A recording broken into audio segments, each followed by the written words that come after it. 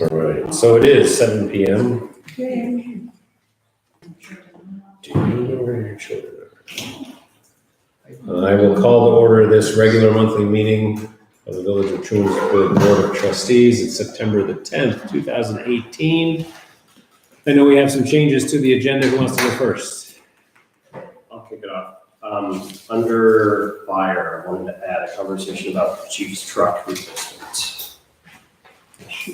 Sure. And next. Old business, the purpose of referendum, old business, which one is this? Yeah, it's a permissive referendum for the truck. I don't know if that's new business or old business. For the dump truck? For the dump trucks? Let's do that under your commissioner's report. Okay, I'm gonna do that, the bridge quote. Bridge. I have, the bucket trucks now for the use, Okay, dump truck and bucket truck. that's it. Anyone else? There's a permissive referendum for fire radios and pagers for $8,700. I'm gonna put that under yours after striker contract, Okay, fire that's all.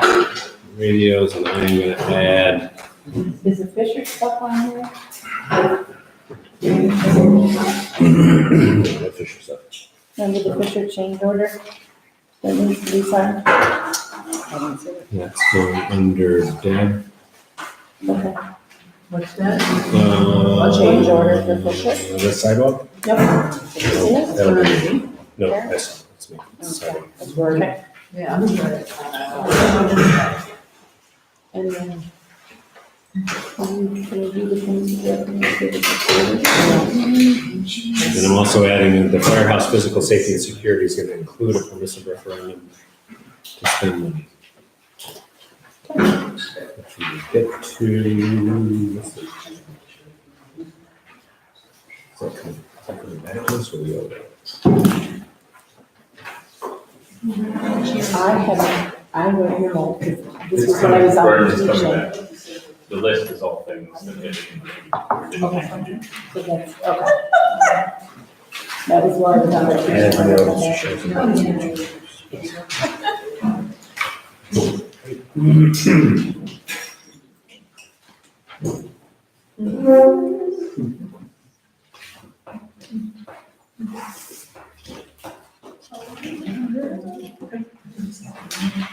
It's just a reduction in contract, right? So we don't owe, they don't owe us anything, we don't owe them anything, the contract back. I don't, well, I'm not sure how much authorized, but yeah, it's definitely.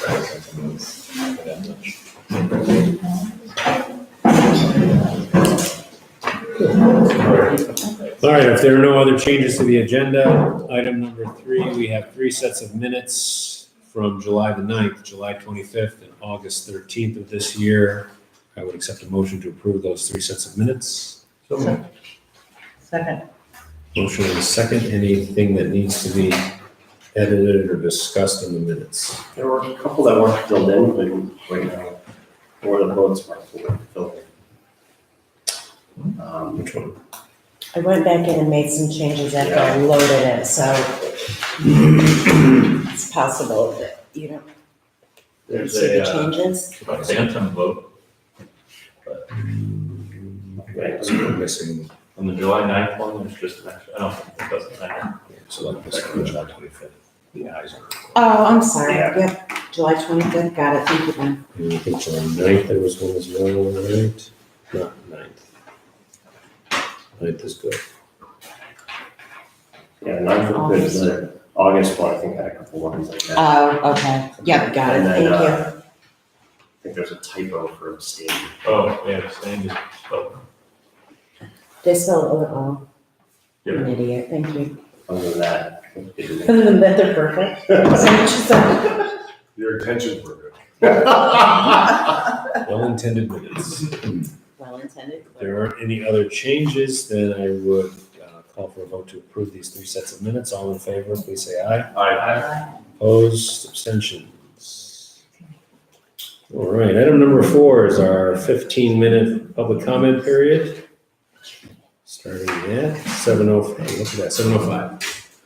Wow, All right, we'll go left to right. Go ahead, Dave. Okay. I'd like to thank the board for hearing me on this evening. You can just state your name for the record. Okay, Daniel Cubitt, and I'm here to personally address the hourly parking discrepancy that's recently come to light. I have some thoughts on possible ways to rectify the discrepancy. If you're not aware, you might already know the current village law states that the 2-hour parking zone begins at 55 East Main Street, which is the liquor store, and runs north on Main Street as far as the old fire lane behind the Tompkins Bank. However, 2-hour parking signs were placed as far down Main Street as 65 East Main Street, creating approximately a 150-foot area from the Presbyterian Church to the Masonic Lodge, where the signs contradict the law in the books. This also applies to signs placed on both sides of the street. There are some on the north and south side of the street. The issue I had with continuing, first, I understand the need for the 2-hour parking in the center of the village. But the issue I have with continuing the parking zone further south on Main Street is that you're dealing with a much heavier volume of residential units and apartments where residents often need curbside parking for second and sometimes third vehicles. It seems logical to remove the 2-hour street signs that are causing the issue and keep the zones the same rather than doing the opposite and extending the zone into the residential areas of Main Street, just to accommodate the signs that were misplaced, I don't know how many years ago. I hope the native talk about doing that would first consider the residents' need to use that area as parking. And also, if the decision is ultimately made to expand the 2-hour parking zone, it might also be considered to allow residents of Main Street to acquire or purchase like permit stickers that would make them exempt to ticketing in the 2-hour zones. Otherwise, you'd be forcing them to use municipal lots, which I think would be meant for tourists that want to visit Williamsburg. So I would also say that this same option might be considered immediately for residents who are currently in the violation zone and have been dealing with parking issues above Little Venice and Creekside Apartments or above New York Pizzeria, those apartments. So in short, I'm basically saying allow the residents to park close to their homes or apartments and allow ample available municipal parking to tourists who wish to visit the state for eating or shopping experiences on Main Street, Williamsburg. And again, I'd like to thank the board for hearing me and letting me express this opinion. Thank you. Thank you. Are you able to forward me a copy of that? Yeah, actually, I can give you this one, if that's okay. Sure. Thanks, Dave. Thank you.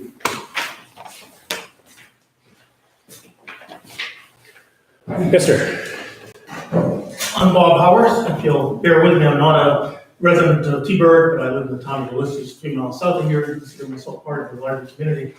I wanted to just briefly bring up your replacement for the boiler, your heating system for the village hall. I'm a professor at Cornell. I'm an earth system scientist, expert on climate change, expert on alternative energies. I'm a special advisor to Governor Cuomo on alternative energy policies for the state. And I would urge that instead of just replacing your boiler and pipe, you take very seriously the idea of using a high efficiency modern heat pump to move us and the larger community more towards carbon neutrality.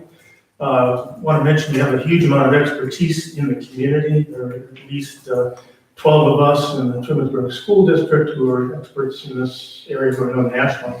I have a letter as well from my wife and colleague, Roxanne Marino, who's chair of the Ulysses Conservation and Sustainability Committee. She can't be here tonight because she's on the board of directors for Heat Smart Tompkins, which is pushing us, former supervisor of Ulysses, for those of you who don't know her. But she asked me to pass this out, which gives more information.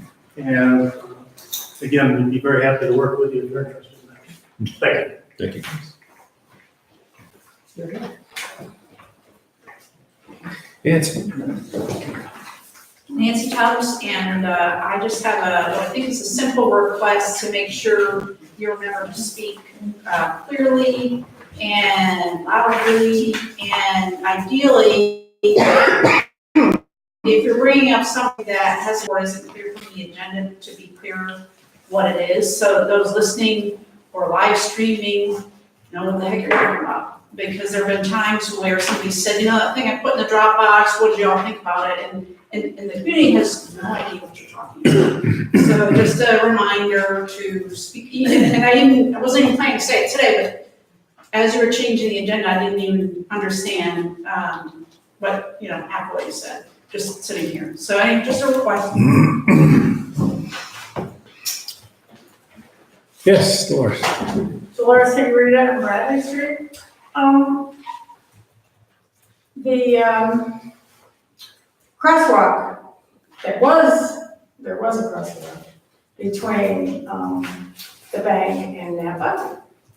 And that disappeared many months ago when I guess they repaved or whatever they did. And it has not been repainted and put out again.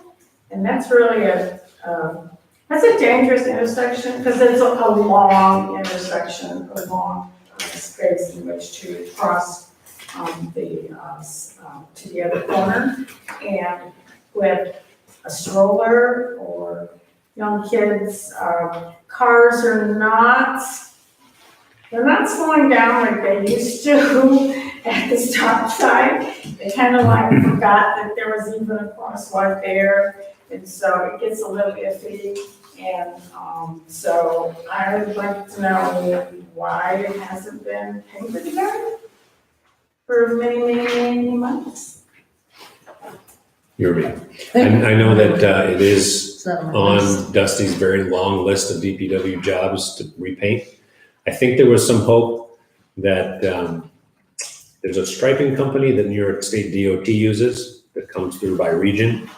I think there was some hope for some barter to have them do it for us when they're in town. But we'll certainly check with Dusty. This has been When they did months, Lake Right. months. and DPW did Lake. And school has started. No, and- Street did Lake. that's what I was saying. Okay. The Yeah. striping company did a number of them, but didn't do that one. Yeah, that's right, there was construction done around the fire hydrants and such like, recently, but there was nothing done about that process. Okay. Thank you. Yeah. Don Ellis from Bradley Street. Some of you recall that I came in roughly 18 months ago and asked for village participation in a application to DEC for a tree program that I won't go through the detail of that in 3 minutes, but there was a tree program.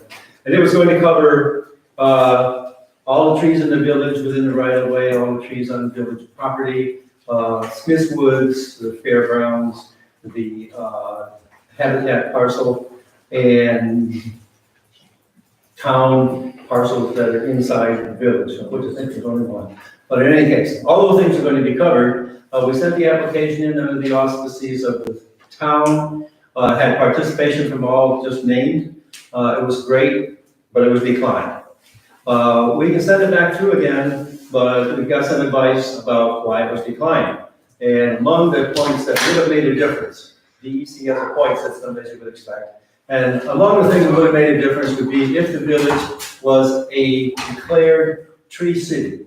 So this is a standard that exists under the Arbor Foundation in the United States. So a lot of communities have become tree cities, whether they're village or towns, they're tree cities. It would make some difference, and if the enthusiasm for submitting it is as much as it was before, then maybe we want to take on the thing about tree city standards. And I can send a standard to all of you. It's not really very long. The key points are someone must be someone must be legally responsible for care of all the trees that are on village property, which isn't very many trees actually. The second thing is there needs to be a tree ordinance that addresses the care of the trees that are within the village's authority. There needs to be a program with an annual budget of at least $2 per capita. So you can do the math. And the program can be used at the village's discretion for something related to trees, but there needs to be such a budget and such a program. And there needs to be a celebration once a year of Arbor Day. That's the easy part. You can always get a celebration going in the village, so. 3 tricky ones and 1 easy one. You know, the thing that's here that I have talked about here, and lots of other people have for decades, is the trees in the right of way. As we have more interest in sidewalk and we have more sidewalk actually constructed, that piece of land called the tree lawn, the space between the sidewalk and the street, becomes more and more critical. We had a great example a few months ago of its criticality when we lost power, you know, all over the place and had all kinds of problems related to it. So thank the board for having, you know, participated previously. It was much appreciated. It made a difference. You had to do it fast even, and that was great. I'll get the information out about the tree program. I think if we were a tree city, if that appeals, anybody wants to take it on, I'd be glad to help. And for us, and the town is willing to be the lead again in resubmitting, pretty much in the same format as was done with improvements both on the village side and some improvements on the town side. Maybe we could get it. Thanks. Anybody else? Yes, sir. Renee Carver from the village. I'd just like to support Mr. Howarth's goals of making sure that when the village replaces its boiler, it does so with something that does not rely on fossil fuels. I sent a note to Tammy earlier. I'm not sure if she had time to get it out to the rest of you, but certainly you have the expertise within the village and surrounding communities to help move this facility and any other village-owned properties to a state where they are using solely renewable energy.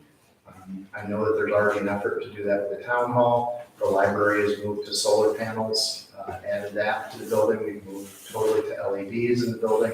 We're hoping that we can make a similar move and to have the village kind of lead that way or go along with us in that. I think would be a marvelous thing. Thank you. Anyone else? Wow, look at that. Sure. Yes, sir. Go ahead, Tom. Yeah. First, I'd like to thank the board and the administration for providing these new avenues of communication with estimator, voices from the village hall, and the openness that's planned, transparency that's planned for the new zoning revision comp plan committee. I was wondering if, as part of any of these or all of these, well, not all of these, not the zoning committee, we can include, or you folks can include updates or on the planning board's progress or decisions regarding the 46 South Street project as part of this, or provide some mechanism for that, because I think that would be helpful and welcome to many of us to try and stay in. So that I tried to ask this on the mayor's site, and I had trouble with the login. So if anybody is responsible for that, you can talk to me, maybe outline or something like that. I'd be appreciated. Thank you. Didn't see anything come through. What's that? I didn't see anything come through. I was just trying to log in, and my browser was saying this is connection is not secure, login is entered, could be this and that, so I don't know. Okay. The answer to your question, Tom, is that the flow of information from the planning board is really up to the planning board. They're autonomous when it comes to how they release updates, summaries, informations and whatnot. So I would encourage you to ask the planning board to give some type of periodic update, status update, where they stand kind of thing in the process. But beyond that, it really does have to be left up to them rather than this. Do you guys receive updates? We can ask for updates just like anyone else. We're not required. Okay. Yeah, it's separation of powers, so to speak. So how they release and update statuses is entirely up to that board. How is that best addressed then to the chairperson of that board? Yes. Thank you. Anybody else want to sneak one in under the wire? All right, we will have another public comment period at the end of the meeting. Moving on to item number 5, we have 2 representatives in the room. Do you want to flip a coin to see How who? about first, my turn? Thank you. So from the county updates, first I'll go over sales tax is up again. And overall, it was up for July 10.08%. And so the overall percent change for the year to date for those from to July is 6.63%. For municipalities such as yourselves, it's up, in July it was up 8.71%. And overall, 7.33% for the year to date. So that's looking good. We don't, as I mentioned last time, we don't know how much of that might have to do with construction, projects going on. So we'll see how that goes. TC3 had it, it's the anniversary of its 50th year. They also had their inauguration of the new president, Dr. Montague. And I went to that and also met with the college over the summer, and they have, I'm always amazed when I talk to them up there and you see the school again. It's a really great school, so if people haven't been there, if you don't consider, if you want to consider going there for online classes, or if you know people that want to go to school, the trend right now is more people going right into 4-year schools. So there's a lot of reasons, of course, where it makes sense to, because it's local, it's keeping the money local, it's cheaper, and they have a really good reputation. So they really have a really high percentage of folks that can transfer on to 4-year schools, as well as a lot of 2-year degrees they have. So that's my plug for them. And Columbus Day is coming up next month, and the county a little while ago changed that to not just be Columbus Day, but it's also Indigenous Peoples Day. So we're recognizing it as those 2 things, so Columbus Day and Indigenous Peoples Day. It's Monday, October 8th. And last but not least is county budgeting is going on right now. So I'll miss the Ulysses meeting, that's tomorrow night, right? So I'm gonna miss that, because we have a lot of budget meetings. So I'll try to send over some information for you. So just tell folks, so the budget, where did I have that one? The county administrator sent out a proposed budget that would be an increase of 1.43% overall. So it's dollar-wise from the year before.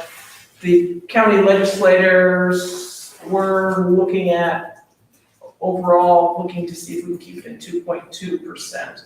The 1.43 is, leaves us with some requests that different departments have made up to the legislators to see if we want to fund some of those things. So there's a good chance it's going to go above 1.43%.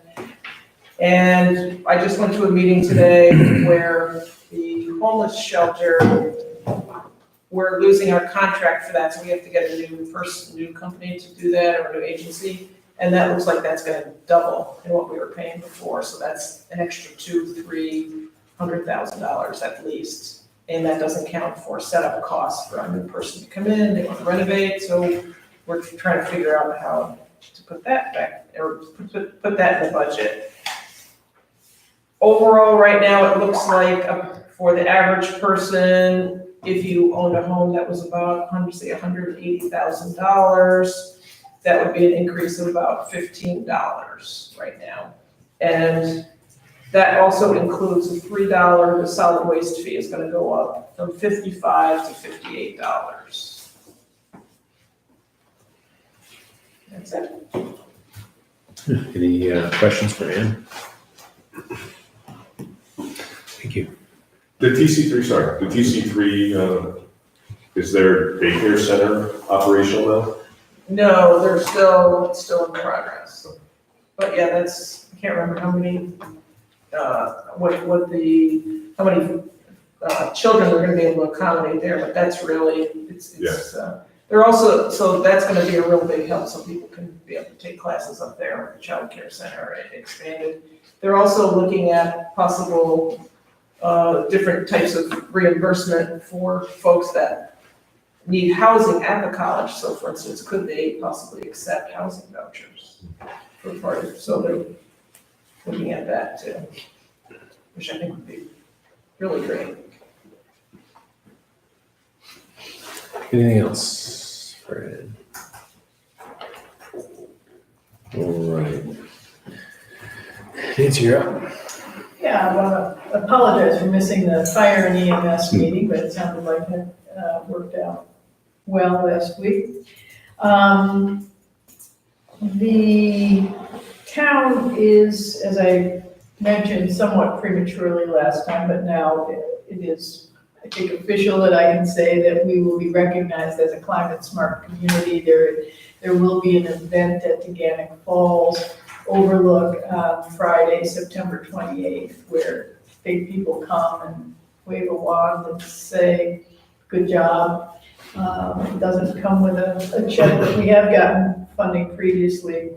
And I wanted to sort of echo what Bob Howard was saying about heat pumps, and if you do consider that, the town actually has done a fair amount of research on our own, because we're in a similar situation, and we would be happy to share sort of what we've learned, and we're just a little bit, we're further down the road on that, partially, largely because of the work that Roxanne has been doing. So we have some information, happy to share it. Tom Myers is quite aware of it, and that might be an easy way for you to get caught up if you were interested in pursuing that. Tomorrow night at our town board meeting, we're hoping to create an advisory committee for the Salo habitat that the town bought, so that we can have a variety of points of view to help guide us on what kind of guidelines for the use, the promotion, the maintenance of that resource that's partially in the village, partially in the town. And for that process, we'd actually like to have a representative from the village weigh in, so that we're doing things together. And that could be either from trustees or DPW or police, depending on sort of how you want to think about it. And it could actually rotate, because there may be different issues at different times. We're just tomorrow going to be considering the charge for the committee and the types of seats. So it hasn't gotten as far as how often would it meet, but I don't think it's going to be that time intensive a group. But I wanted to, I don't know if you want to think about that now or not, but we would very much like to have village involvement in how we think about everything from where people park, where we put signage and what goes on that signage, and what happens if people camp overnight, which I'm guessing will not be an allowable activity, that kind of thing. So since the police may be, the village police may be sort of a first responder, sort of making sure that everybody's on the same page about what we're trying to do in a way that will be very respectful to neighbors as well as to the environment, the ecosystem within the habitat. So that's a request. And I also want to thank Don Ellis for having worked on that tree proposal. And just to let you know that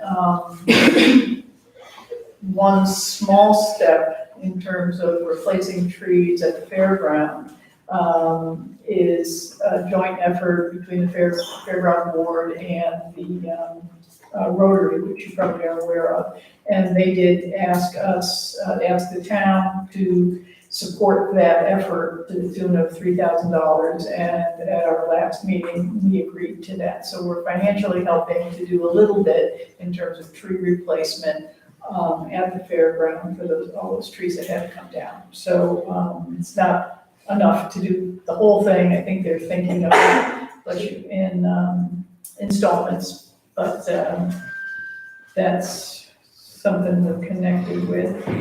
And in terms of budget, the town is also beginning its budget process by October 1st. Our process starts with the town supervisor proposing a budget, and then the town board reviews that over the month of October. So by October 1st, we will have a draft budget from the supervisor, and then we have a number of special town board meetings set up to review that systematically. And so we are thrilled in with the increase in the sales tax, but our overall assessed value, based on the figures we've gotten from the county assessment department, basically didn't change. And when we inquired, because there has been more development within the town, but the county assessment office sort of periodically updates assessments and doesn't do every town every year. So they didn't do a reevaluation of the value of our tax parcels in the town for this year. So we're going in with about the same property tax value. Sometimes when the property tax value goes up, you have a little bit more flexibility in being able to manage your tax rate to be able to move ahead. But that's where we are. And I think those are some of the highlights, unless people have questions. Questions for Nancy? Thank you. So how should I, just to clarify, so how, if in fact we adopt the charge for Salo Habitat Advisory Committee, should I just follow up with you, Gordon, and then you'll Send figure me out? an email and then we'll Sort it out? flip for it. I don't know. You'll arm wrestle for the opportunity. Okay, thanks. All right, trustees, first up is Ben Darfur with Fire and Comp Plan Zoning Revision Committee. All right, so I'm gonna take it in reverse order. The comp plan and zoning revision committee, we weren't able to meet in August, but we have a meeting lined up for Tuesday, the 18th of this month. So we'll kind of continue our conversations there, looking at some of the responses for requests for proposal for outside firms to help us with that process. For fire, I was at the fire company meeting last week and overheard some of their experience working with the flooding in Lodi, and it sounds like their training and leadership was really a huge asset in that situation. So just congratulations to the fire department for being very helpful there. It sounds like there was just kind of quite a mess up there, but a lot of the training that they've been doing, especially around swift water rescue and whatnot, was really helpful there. So very proud of fire department in that regard. We'll do the radio replacement, I guess, under Vicky's piece. So the other part with fire is the chief's truck replacement. That the current chief's truck is a 2008 Tahoe. It's just getting to 64,000 miles. And recently, I guess Jason brought it in to get the inspection, and it looks like there might be some work that needs to be done. He's gonna get a second opinion on that, but it looks like we're kind of getting to the point where, things start to kind of crop up more frequently. So they're looking to replace the Tahoe, the new Tahoe. There's a quote for a new one for just shy of $40,000. And then another 10-ish on top for radio lights and the front console to be installed. So Jason is looking for referendum in the amount of, well, one or two ways, and either just for the truck right now, and then they can sell the current truck and use that to add the radio lights and console, or for the full amount and just do it up front and then pay themselves back when they sell the current truck. So that's a bit of a conversation first. If I know I brought this up last month, if people are, where people are at with the replacement in general, and then specifically how we want to kind of structure that.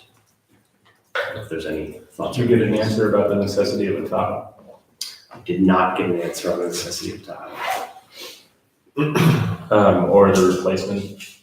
So there's a bit, I have more information on the replacement schedule. I kind of wanted to just wait on that, seeing as it seems like at this point with the 2008 and the kind of high mileage, I think we probably just look at replacing what we have and then we can kind of work on that. The highlight of like the 5-year replacement is the idea that Jason's seeing Lansing doing this, and they typically are able to sell it off for about $25,000. It's like $50,000 for a new one. If you put around $5,000 every 5 years, which is what we're currently doing, the math kind of lines up.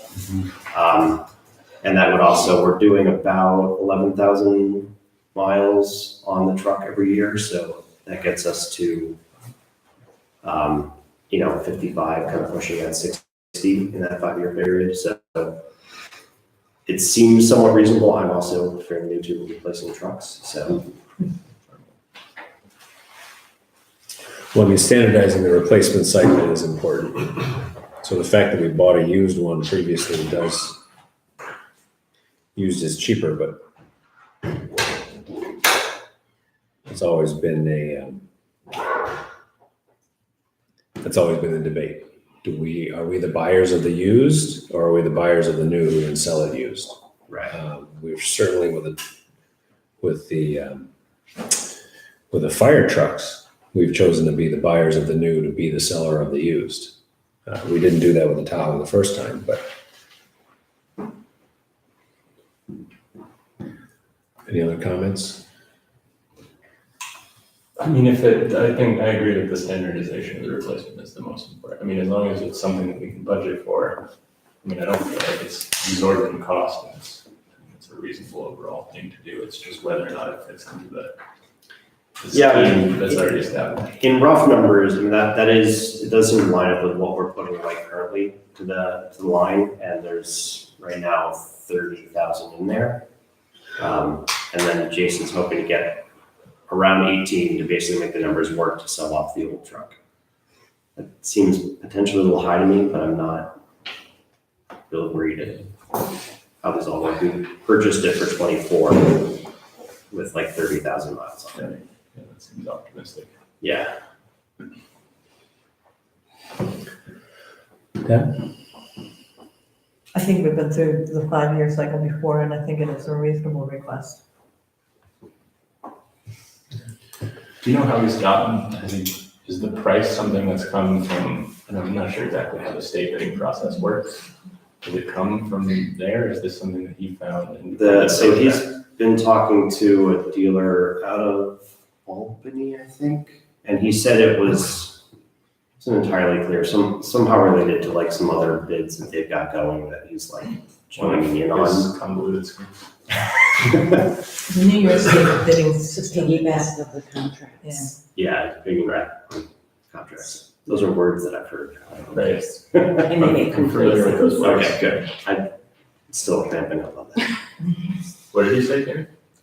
Piggybacking, and it makes complete sense. Yeah, it's piggybacking on some other department's contract. Right. It looks like this quote is actually $48,000 for the vehicle, and they've discounted it $8,900. That's where they're getting the $39,145. And then on top of that, we've got to add equipment. Yeah, so I mean, one of the reasons that the 5-year plan works is that if you get it on the state bid system, it's discounted and then the depreciation doesn't hurt so bad. So. Interesting.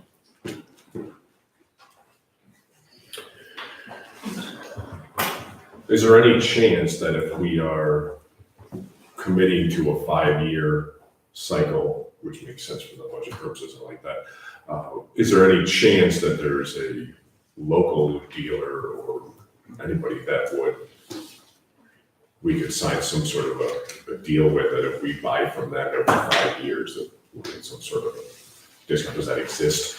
I think that I thought legally that we had to go through offices, general services through New York State bidding process. You can't go to their local guy and say, hey, I want this.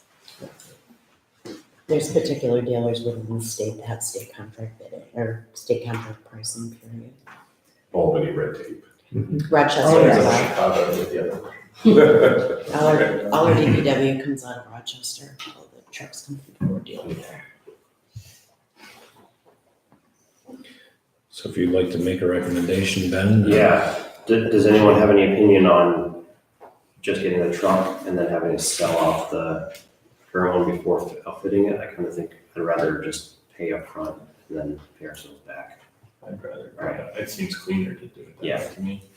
So in that case, it's a little bit convoluted because we're gonna come from two different funds, but it's 31,000 from the utility truck reserve fund. And then another, I'm gonna make it around 50,000, so another 19 from the apparatus reserve for the purchase of a 2019 Tahoe and outfitting it with necessary additional equipment. I don't know if that's specific enough, but. So you're offering that as a resolution subject to permissive referendum? Yes. And you checked with Jason on that 19,000 is coming from the apparatus fund? From the apparatus reserve, and then with the intent of repaying it. Sale of the, Oh, that's right. Yeah. I remember, we had this discussion the other night. That's one. I would second. a motion and a second. Any further discussion? Really, Tom? Hearing none, all in favor, please say aye. I Any opposed? Any abstentions? Anything else? That is it for fire and zoning and comp plan. All right. EMS and youth.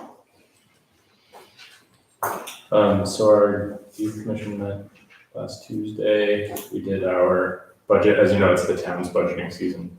So the youth commission sort of falls under that category because the town is the fiduciary agent there. So we did our budget, our preliminary planning for our sake, for the village's sake, planned on a 2% increase in what we send to the youth commission, which includes, what was it, 11,500 to come back to summer rec. So I guess obviously a little bit confusing, but that's what we're planning on from that side of things. EMS, I don't have right in front of me, although it sounds like Vicky wants to bring something up. Well, just for the youth thing, are we still doing the 3% increase on the village's payment to the youth commission? So for our budget year that already happened, that, Okay. so Thank you. we're planning on, Okay, was that not clear? no, I didn't understand, okay, I'm with it. I just wanted to.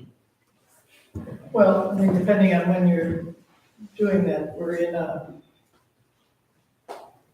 2018 cycle now. Right, And so I can't remember if we had 3% a year ago for this year. but- Right. Last budget was right, but it's for, when we start planning our budget, it's really. what I was Yeah, wondering. so if you can put 2% in Yep. our upcoming budget for planning, that would be Okay, thanks. ideal. And I'm not finding it immediately, so I guess we all experienced, I wanted to update all of you on our EMS meeting with the towns that we provide EMS service and fire coverage for, as far as those numbers go. But I guess suffice it to say, we had that meeting, we established new contract prices for the upcoming year. That is all established. And then the one thing that I wanted to add, and actually, Don, this is kind of a response to your comment as well, but the possibility of reviving the street tree committee, it's hopefully moving forward. I'm meeting with Karen tomorrow, so we'll talk about that. And Don, you are on a very lead list of people to be in touch with about that, so I'll talk to you soon. But that's all. All right, any questions for Ben? All right, Deb, DPW water sewer, pedestrian bridges, dump trucks, and bucket trucks. You've added And a those. partridge in a pear tree, yeah. And that bridge? I have a bridge I'm gonna say. Yeah. Now's the time. It's true. The first item, I'd like to take the bucket truck and declare it as no further use as we have now purchased the new one and it is operational. So the existing one needs to be declared of no further use so that we can find a way to dispose of it. Any value of that is retained, we will bring back into the bring back into the coffers, but it is currently an unsafe vehicle and I doubt seriously we'll be able to get much out of it. And maybe a scrap. Okay, so you're making that motion to declare it of no Yes. further use? Motion and a second on the floor, any discussion? Good news. Does it have any value? Scrap, To somebody, maybe. No. maybe. It doesn't. See it at the demo derby next year. Very, very much. Well, I don't think they- It's very dangerous. You know, Anybody gets into the lift and they're gonna fall through it. That's why we needed a new one. That and the Tahoe. All right. There's Next, no other discussion on that, then all in favor of declaring the bucket truck of no further use in the village, please say aye. Opposed, abstentions. Next. Next, in the packet is a permissive referendum for the dump truck up to a maximum of $2,000. He has, at this point, he has 3 bids, the largest of which is 59.6. They were doing they went on site to evaluate each of these, and I haven't got the last one, I don't think has been evaluated, which was the most expensive.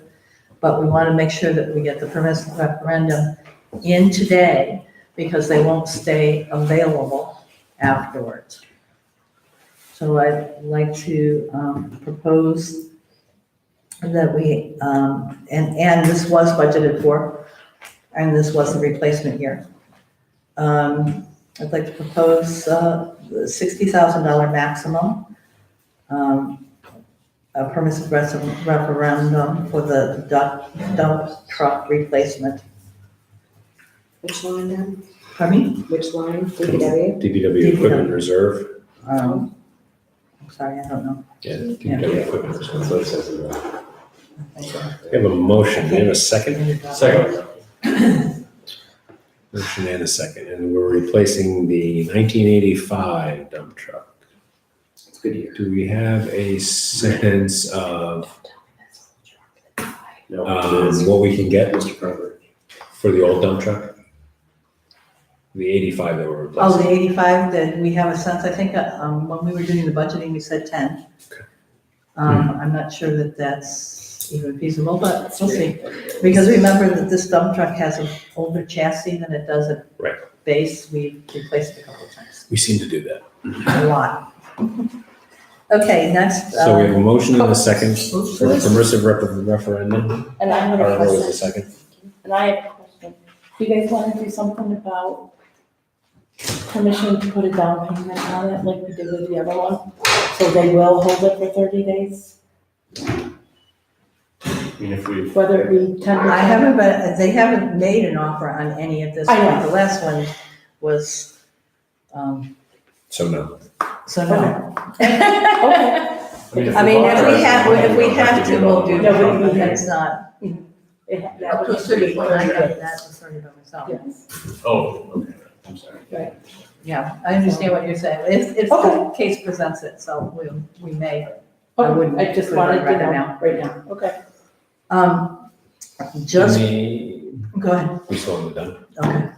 Okay. Are we still in the? No, I thought, did we Nope. vote? Nope, not yet. Okay. Any other discussion on the dump truck? No.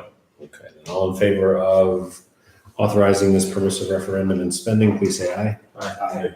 Opposed, abstentions. Next up. Next. Just prior to this meeting, I received a quote for the work on the bridge behind the post office. The bridge. We asked for a quote to maintain it and fix it and make it legal again.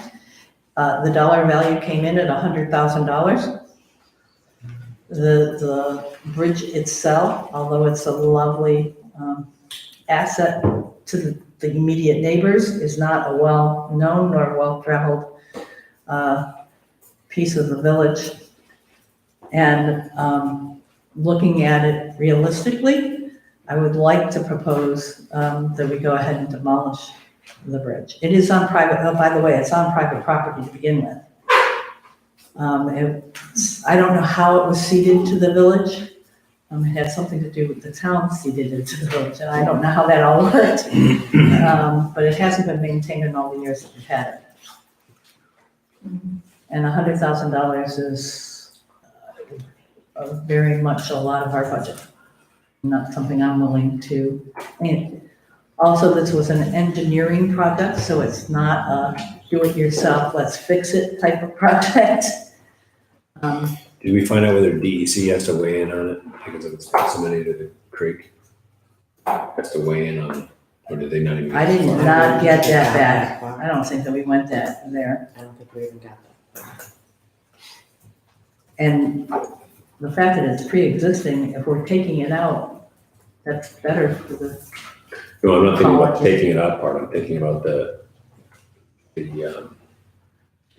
No, if we were going to do that, we'd still probably have to go through seeker and everything else, which isn't even included in this quote. How much does it cost to take it out?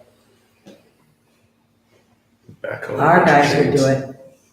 Really? It would be, yeah, we'd do that internally. before we We pull already it, talked about it. before we demolish it, can we find out with some certainty from DEC what they would require? If, for example, someone, let's just say there was a grant money version of this, what would DEC require?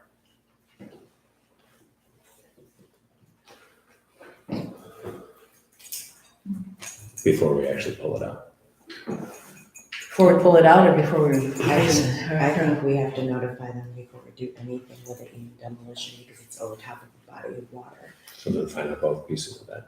Say if we need to tie chains to this and yank it out, is it that simple? Yep. And they'll say no. Right. And then if we were to trip and fall down the stairs into a pile of money. That's not where I thought you were going. No, I was going somewhere else, but. It's, I'm afraid right now somebody's gonna literally trip and fall. I mean, Well, that's the whole point of it. It's being- cordoned off now, but. Right. Just so we have we've done our due diligence before we remove a village landmark. Okay, I will contact the DEC and find out. How old is it? Very. Actually, it was redone. It was redone in the early 2000s, right? It was because it was The just before I came here. floorboards and the sides were. Yeah, just the bridge slopes. It was there in 1965. Yeah. If it's deemed historical, it might be a. Oh, come on. Now it's $350,000. Free money is free money. 80-page deed. Putting all the options out there. Our next $5 million project. If we get another silver plaque. Keep it Yeah. All right. Anything else, Deb? I just wanted to bring up the LEDs for the lights that we do own, the 41 lights. I knew I talked to him, and he said, oh, I told Brendan this. 41 lights. He is in the process of looking for the cost of the lights to replace the other 3 of them are done. He was doing them on a replacement as they burn out type, when we're looking to try and expedite that. So he's looking for bids on lights to see if he can buy them in bulk cheaper. There's a state cost or price out there. Pardon? I think there's a state Price on cost, that? yes. Okay, That we can piggyback on. let's If you can find out how many, Look up your head. Add that to the line. Put that on the list. I can't reach it. if we're able to find out how many total lamps there are in the village, from like NICEAG. So I don't know if we have that number. We do. Well, if the 41 is more than half of all the street lamps in the village, that would be the other final piece of the community stuff.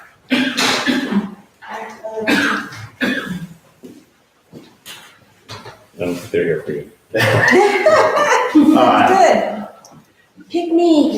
Yeah, so, yeah, we have that number if that's, if there's, yeah, so if we've got, because we own the Main Street ones, and we only need to convert 50%. Oh, that's all I have is the Main Street Okay, lights, so it's whatever else in the village that we, all the lights. right, so if we have that number and it's fewer than the ones we have on Main Street, then converting the LEDs would be the last part of the clean energy communities. There could be $5,000 still left around for that. So, Oh, that would be. yeah, if we did that, that would be awesome. I'll see what we can do. Cool, thank you. Yeah. According to NICEAG, they still need documentation. That's what Tad said, I emailed him. And I've On copied both on you, proposals, and I've copied you on his responses with the, I'll with the. shoot the messenger, so NICEAG says we I'm don't. sure somebody. Police? There's that clerk. Mac, I need you. I'll check in with Ted, but I copied you on the letter that went back with the signature, so Okay. you have it. Yeah, I thought we were all good there. Yeah, They me keep telling us we owe it, so. I know. He's probably gonna go to Spain first. Yes. Oh, No, yeah. I'm done. Okay, Keith. So I'm gonna start with TCOG because that's a good segue, that came up at TCOG. For clarifying, TCOG is an acronym for the Tompkins County Council of Governments, which is a group of representatives from all municipalities in the county that come together and try to look for ways to share services and save taxpayers money. The big topic of the last meeting was cable franchise agreements. So nobody likes their cable in New York State. We're all very frustrated about that. So TCOG is going to try to look for possible solutions to bringing about some change, or at least creating noise. There's currently over 200 municipalities across the state that have already come together and filed grievances with the state in regards to charter. The talk is maybe we can continue to build a coalition of people, the municipalities, not people, that are frustrated about all of this and just keep rattling Albany. Interesting thing about these cable agreements is that once they expire, they still have to be honored. So it's almost in our best interest to not renegotiate, because then you just get locked into something else that's usually at the benefit of the cable company. So everyone seems to think that let the current agreements go. One of my recommendations was maybe we start to think about the future a little bit more, because come to find out that cable agreements do not include internet, even though a lot of these companies bundle. The internet service that you get from these companies is not part of these agreements, so it's literally just your cable television. And as more and more people cut the cord, maybe we can get out ahead of it a little bit more and maybe have some more power and bargaining power about how we control our internet and our broadband. And, as we see things like the emergence of 5G, cables, the physical cables are going to become less and less relevant. So maybe as municipalities getting out ahead of that space and trying to make our mark early, and so we have a little bit more power than we clearly don't have with regards to cable. The other big thing that the county assessments office has decided to, for 1 year, to see how it goes, remove local advisory boards for assessment review. So in the past, you've been able to go to different local meetings and kind of appeal to your assessments for your properties. Apparently, they showed us the numbers and these just really were not getting utilized, and it just spreads the assessment office thin. And even when the local assessment boards would rule in favor of the resident, the county would review it and at least 50% of the time not agree anyway.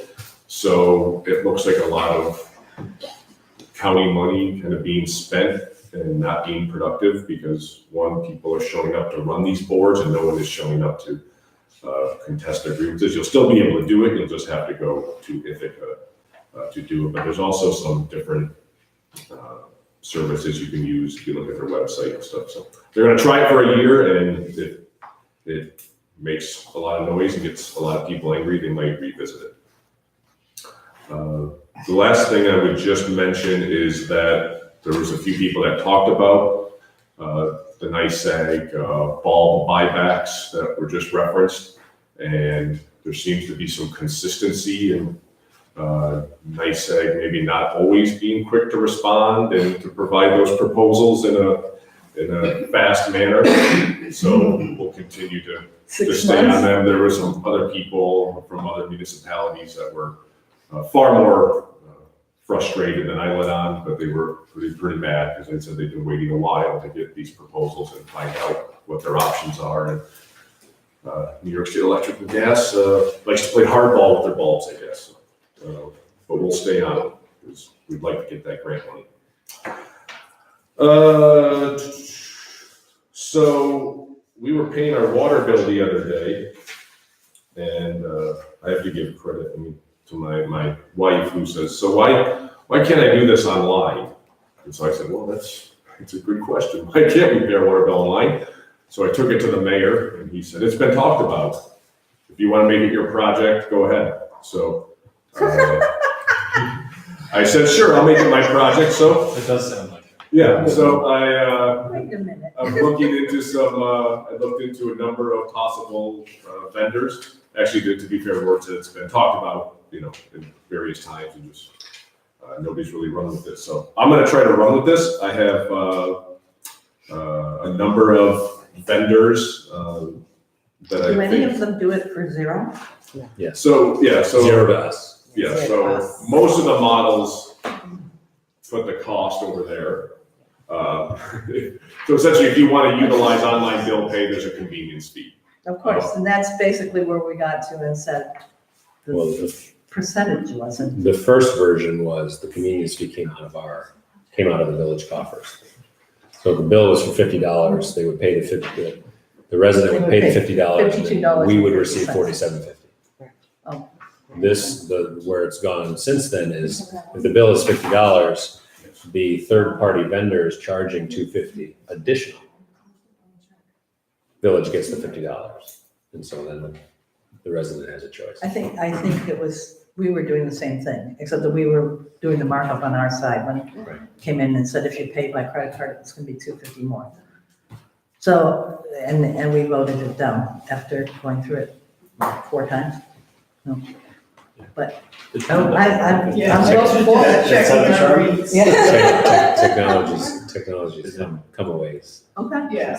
Yeah, so I think the rates have become more competitive. I think there's a lot more vendors in this space now.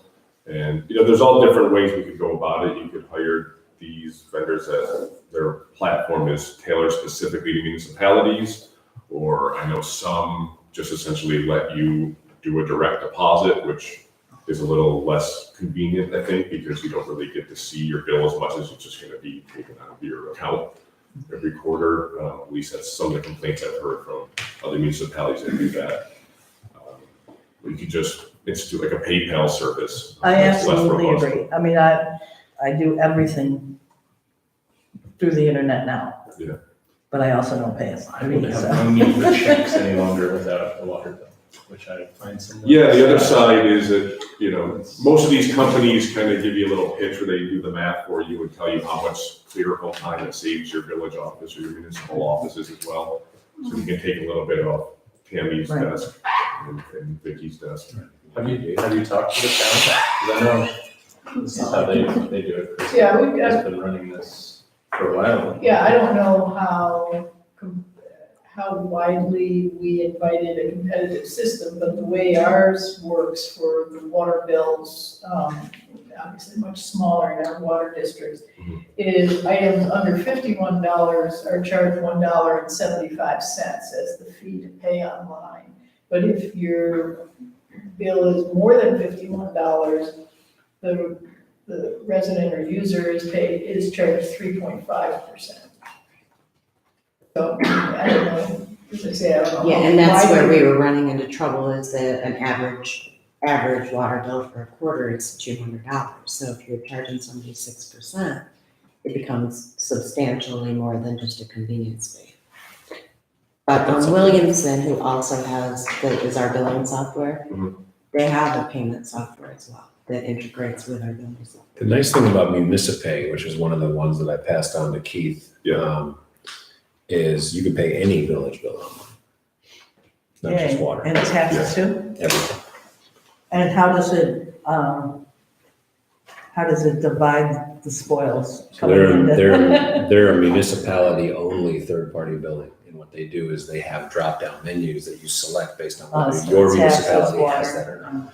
So water and sewer combined, property tax, you pick your menu of what would apply to you, and then the person can choose to pay it that way or not. If they choose to pay it that way, then they're gonna pay Municipay's fee, whatever it is. And we don't negotiate that, that's completely out of our hands. Yeah, and this could reduce late fees, it could, and I didn't realize, I was just assuming that we were talking about more than just the water bill. So yes, this would be more than just the water bill. And it also is, it's not mandatory, is the other side of it. But for a lot of people, I think it would be convenient, especially if we're able to work in some of the rec programs and stuff like that, because I know there's parents that write a $700 check for camp and it's not cashed for a month and a half later, and they didn't see it coming because they thought it was cashed already. Or some parents have called and they come to find out that the check was kind of misplaced, but that they would look for it and they find it. So there could be more instantaneous turnaround in some of these bills. I think that would be helpful to a lot of people as well. So what I was going to propose is just that I would maybe set up some demos with some of these vendors. That could be done either remotely or, I don't know, should these happen specifically in meetings, or should we make separate demo? But a lot of the demos are online, so. There's no equipment that would be physically here. No. Good, I mean. Yeah, we had talked at one point about having a point of sale in the office to take credit cards too, and we don't. That was I too think we were expensive. both. Well, and the like security, just the and security, having all that information on. I think you would get the most out of the demos probably. I'm okay, if the rest of the board is okay, I'm okay with just having Keith set up the demos in the office with Tammy and Becky. Yeah, that's Either in fine. person or online. I'm sure I can figure out how to use it. Pick 2 or 3 and see who seems to be the most. Yeah, I got about 5 here that I can, but I think there's 2 or 3 that are. Or 5. No, we don't need 5, but I think there's 2 or 3 that are, and I talked to some people down in the city of Ithaca, and they told me who they use. I didn't find that platform I particularly would prefer impressive. online. I would prefer online demos just because I think it's a lot, in my personal opinion, it's a lot easier to look at stuff objectively when you don't have a salesman there looking over your shoulder telling you what you want and telling you how you feel about it. I would like to go at it before. I mean, if you want to do a live demo after, that's great, but if we can do online first, I would appreciate it. I think all of them offer that, and that's what I was going to recommend. I'm not sure how many of them are really that local. I do think it's worth checking at the time, because if we had the same system that someone could use, I mean, there will be overlap to some degree. Shared service? No, I don't mean that, I'm just, if someone has to pay a bill to the town, I see. you dog permit or whatever. If you're already familiar with the system, there's some gain there. Okay. I'm happy to follow up with our friends in Ulysses.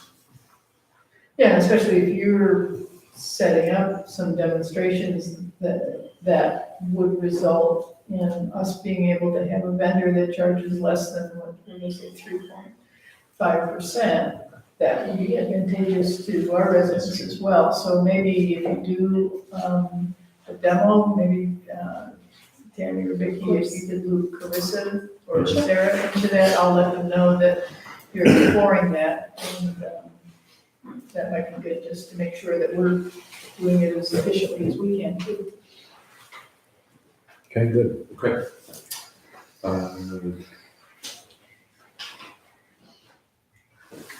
An update on the Safe Spot program. So I think everyone's pretty much in the loop at this point. School district has been briefed. Chief of police has been briefed. So I pushed the implementation date back to, for those that need reference, the Safe Spot program is a program that we're looking to implement in the village where businesses put a safe spot sign in their window, and it encourages, mostly directed towards youth, to utilize them as a safe space if they feel unsafe in their environment. I just put the presentation slides that I compiled on the Virtual Village Hall Facebook page, but I'm assuming we could probably put that PDF on the website as well if everyone wants more information. So we have stores in the village that have basically said they really much want to be involved. The only thing they requested was kind of a standard operating procedure guide for if somebody comes into their store, how should they proceed. So I contacted 3 different county agencies looking for guidance on that, have not received. I've received, we'll get back to you from Children and Family Services. The other ones have not responded at all. I did reach out to the school district, and the high school's principal has said that he's going to bring it to their mental health committee, which I think meets this week, and they're going to try to come up with some stuff for me. Basically, what I don't want to do is give them Keith Hannon's ideas for how they should handle the situation. I want it to come from actual kind of crisis or mental health professionals or anyone like that. The first step will be for the establishment to contact the police. Joe Nelson, our chief of police, recommended they just go through 911 essentially, and we'll make county communications aware that this program is going into place so that they know it's all happening. So that list of standard operating procedure is really the only thing we're waiting on. And I'm going to try to keep pushing on people to offer us some a version of that, so we have something official to pass on. And then once we have that, I think we'll be good to go. And then it's just a matter of marketing it to the schools. Yes. Fort Dickinson PD has that in the village of Fort Dick. I don't know if you reached out. Is that Room or Tioga? I believe that's Room. That's my old stomping grounds. Yeah. Yeah. I did not know they had one. Yeah. The only one in the general area that I found was Candor. So I'll follow up with them. Look them up. Yeah, if you called Fort Dick PD, they probably have that. They can probably, or you can call them, you know. Great. Thank you.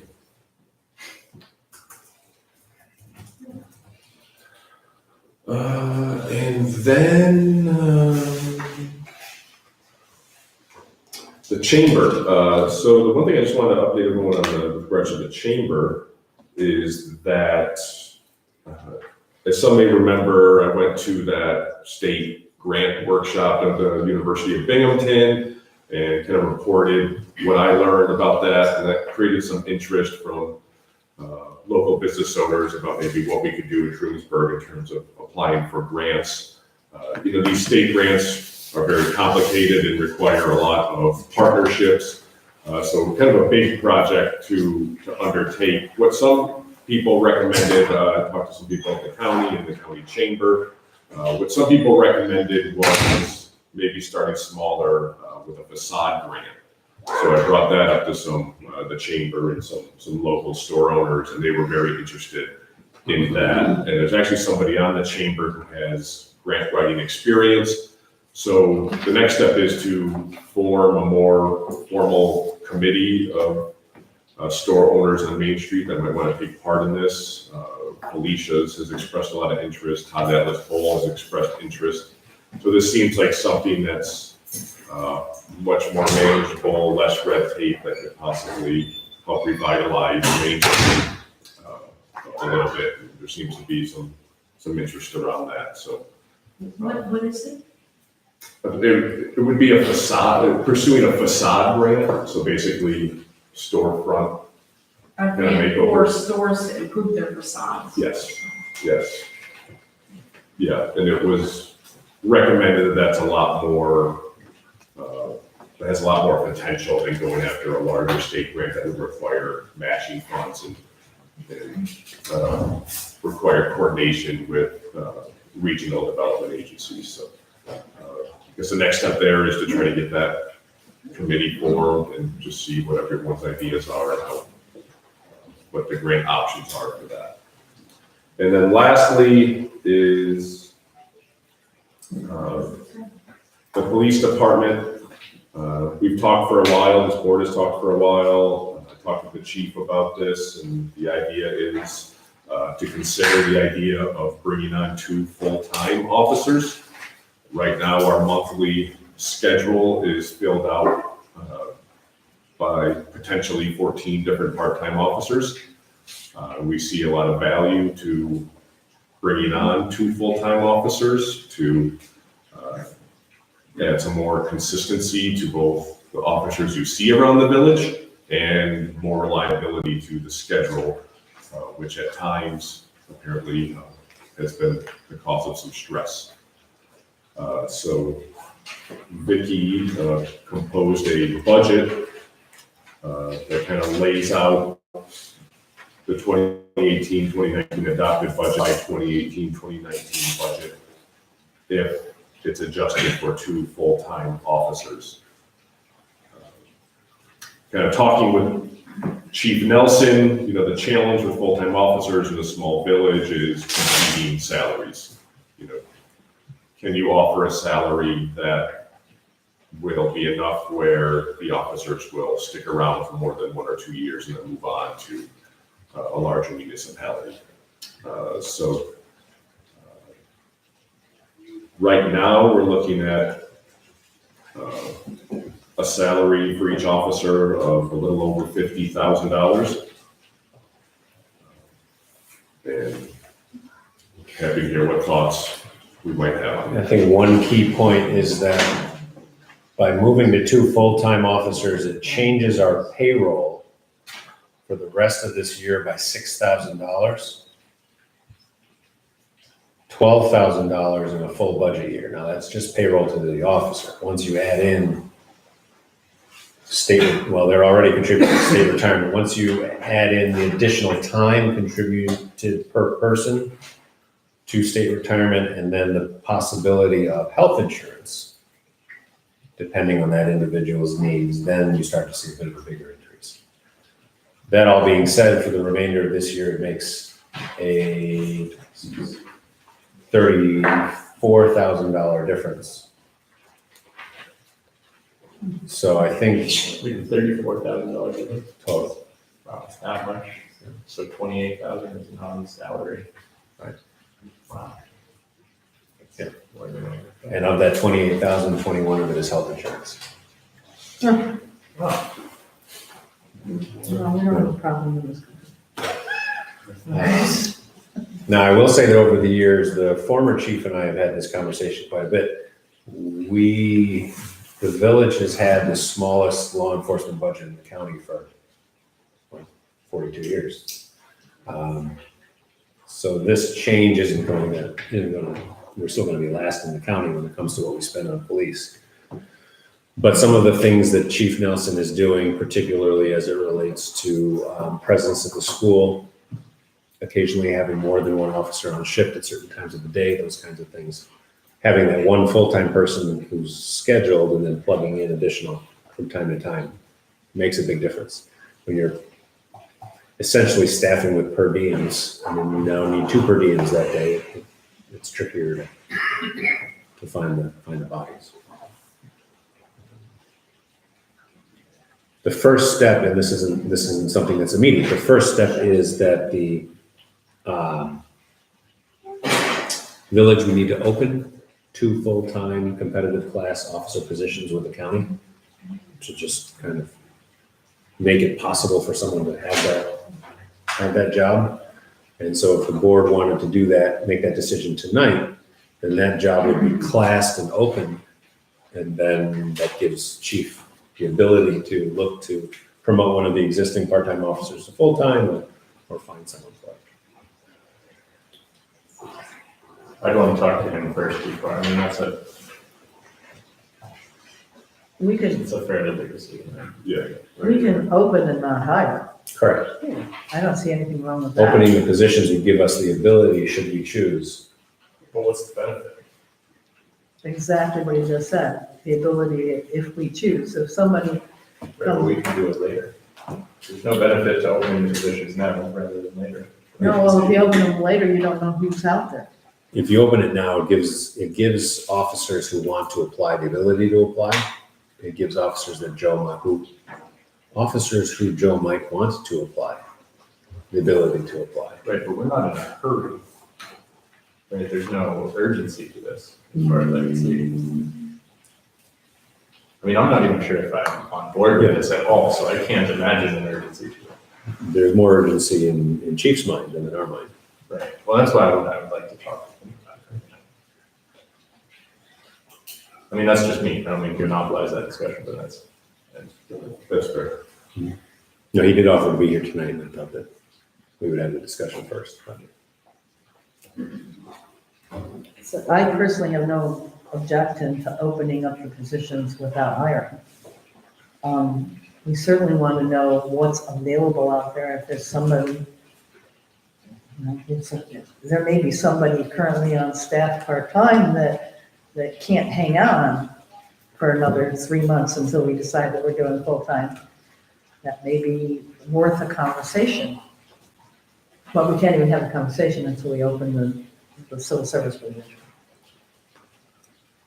We can create the positions while opening the positions. Right? So I could do that. What did you say, Tammy? I'm That's sorry, the other you gotta option, speak is up. we can create the position without opening the vacancy. That's the other option too. So that way, the minute we decide to open the vacancy, we can do that. Technically, we don't even need a board resolution to do that, but It's neater. it's neater. So. Thoughts, Ben? I don't have any thoughts, kind of listening and trying to piece together concept. Yeah, I mean, it's real money, so I think it's good to, if we want to have a dialogue with Chief Nelson, I think that's absolutely fair. No, I'm not objecting to that at all. I'm just saying, there's no harm in having the availability of people Yeah, looking at that possibility. I would agree with that. I mean, certainly we've seen, But not we can do that, not take any action, except have the conversation with the chief, figure out where we're at with that first. Or, I mean, after, we've seen things don't always work quickly Right. at the county level. absolutely not. We went many, many months on a number of positions, which is why I'm more than happy to get it out there as soon as we can. So if you want to have a conversation with them, then let's have it on our October agenda to determine whether to open the vacancies. We're either going to say yay or nay, opening vacancies, and then that gives, well, we're talking about November anyway, so that gives Joe a little bit of time to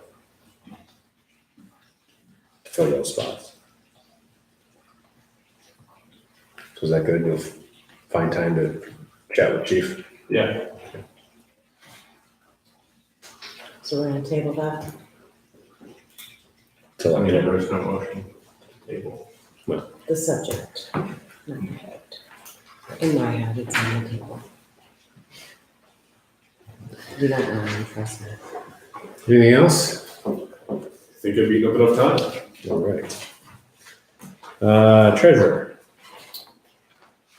I have the renewal contract for Stryker, which is the lifts and the gurneys and all of that. It is for two of them for a 3-year contract for $7,333.20, which is an increase of about $150 over the 2015.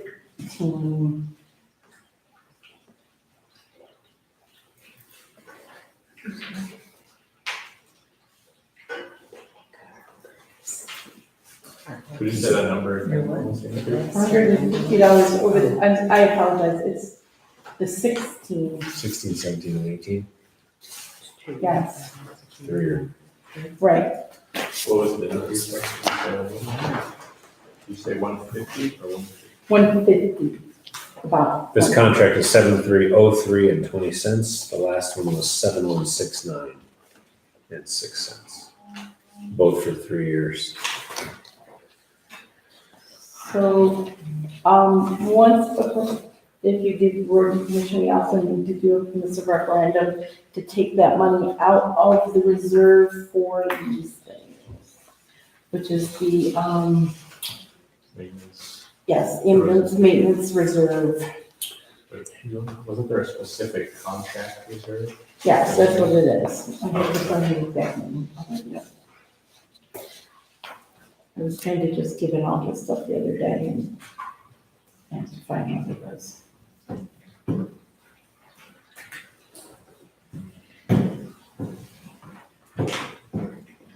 So generally Brian's always taking care of this. Where did it come? Well, Susan actually sent it to me. Oh, come on.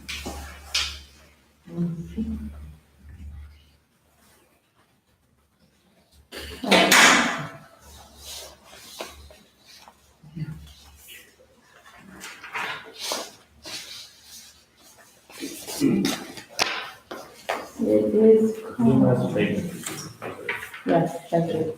Yep, So 7333. 7303 and 20 cents. All right, so I move that we authorize $7,303.20 to renew the striker maintenance contract.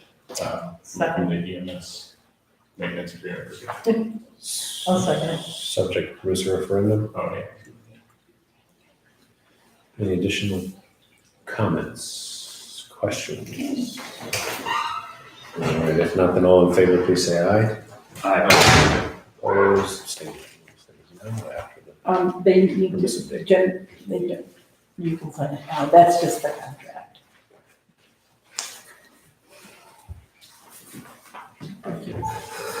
And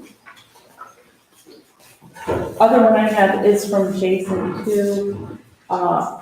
This is for the purchase of 25 new pagers at an amount of up to $8,700 from the Fire Radio and Pager Reserve Fund.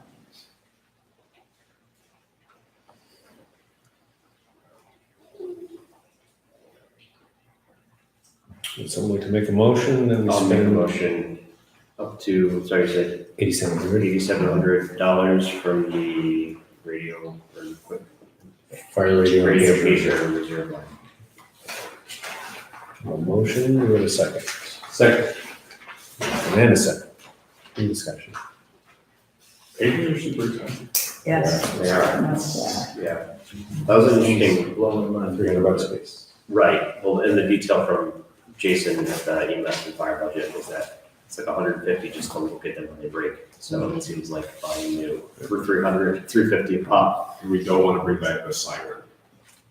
Try. Which I like places. Yes, yes, we do. We Try. haven't been on time for lunch in like 8 years.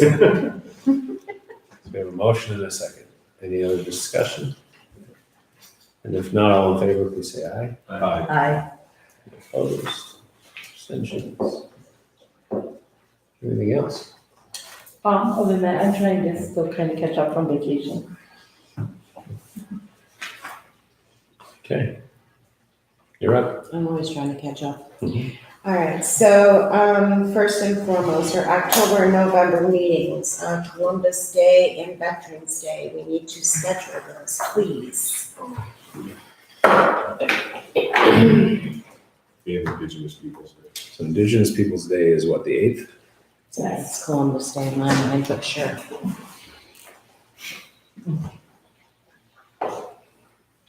I don't so much for the poker face.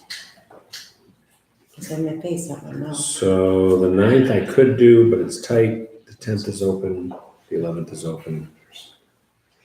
The I'm good any of that week. 15th is open. You're good that week. Can anyone else do the 10th or 11th? Sure, 11 would be good for me. Yeah, 11th is good. 11 is better. Any of them? So October the 11th, we'll do 7 because it is our regular meeting. It is. And then November. Week of the 12th.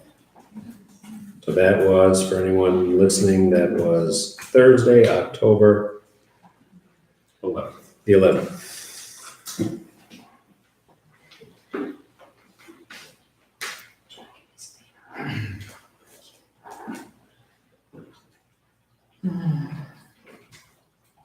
And the next week is Thanksgiving, guys, so. I'm still stuck in October here. Let me know when you catch up. All right, so Veterans Day is November 12th. Yes, sir. Thanksgiving's early. Yes, it is. Can we do it the 5th? I mean, do we have to do it? We can do it early. We could. Election day is the 6th, so you might want to stay away from that. Why? Because they'll it's be election setting, yeah, night. they're gonna be setting. No, they everybody's- won't be No, here, no. but these people will be, I mean, there's, She means actually not doing it on Tuesday the 6th. yeah, that's. I'm okay with Monday. Well, I don't think you want to hold a meeting. People are out voting. Probably shouldn't hold a meeting on my anniversary. No. Which anniversary then? What number?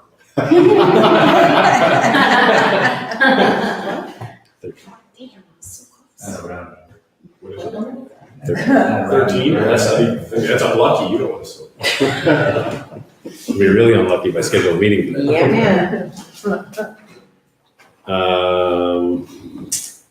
November 12th. So is the 13th not good?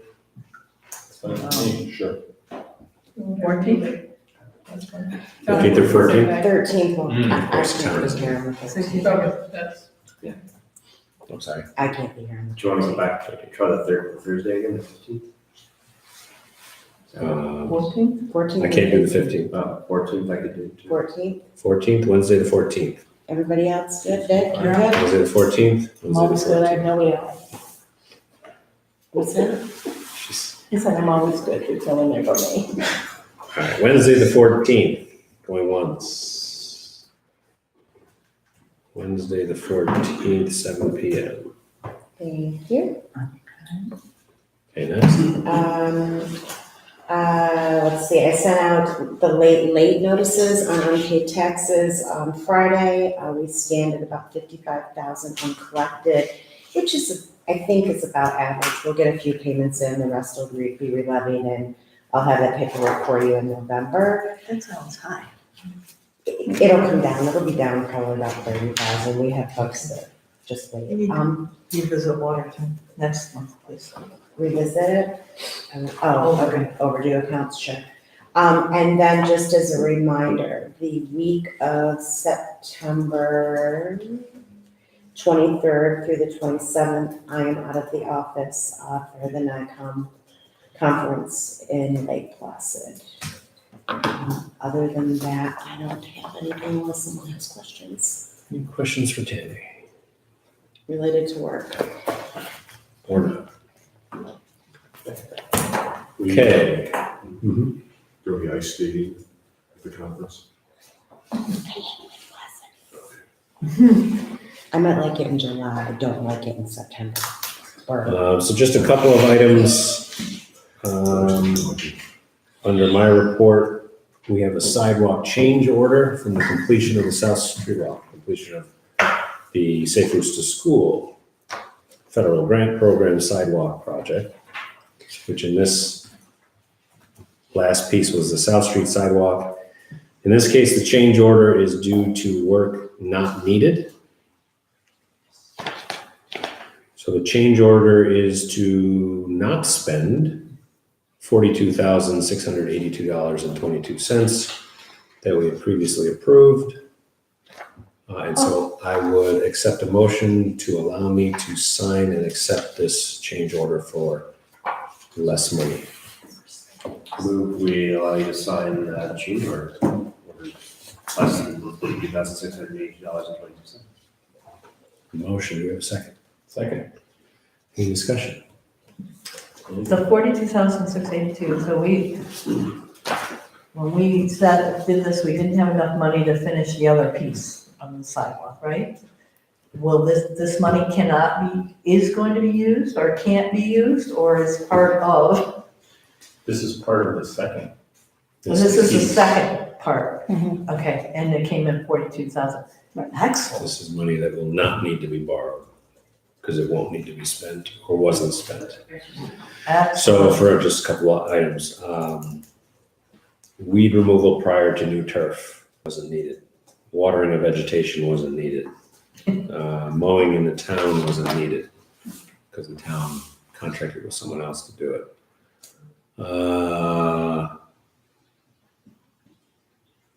The type of reflectorized pavement stripes previously budgeted was replaced with a new epoxy striping item and saved us $9,000. That kind of stuff. Yeah. Good. So we have a motion and a second. Any additional discussion? Hearing none, all in favor, please say aye. Aye. Opposed, abstentions.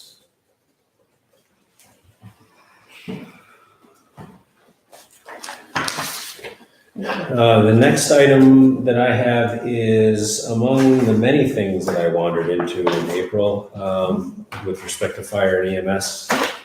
One that caught my eye that I want to address is the actual physical safety and security of the facility, of which there basically is none. Doors are routinely unlocked. There's a lot of random keys floating around out there. I had Vicki pull the value of the apparatus in the building. It's about $2.5 million for all the fire trucks and the ambulances. We don't have a single camera on site. There was some damage done to a fire truck that appears to be accidental, but it's in a strange place to have an accident, and no one knows how it happened. So I asked Jason to get quotes, and we will need, because of the dollar amount, we will need competitive quotes. But I asked him to get quotes from a local firm for two things. One is remote access and proximity key or swipe key access control to the building. So not only will we be able to deactivate someone's key card the day they're not allowed in the building anymore, we'll be able to remotely lock or unlock buildings for events. We'll be able to grant temporary PIN code to someone who's using it for a town hall, those kinds of things. The locking systems and all the bells and whistles that come with it, including an event audit log, so we know everybody in and out of the building, runs about $3,300.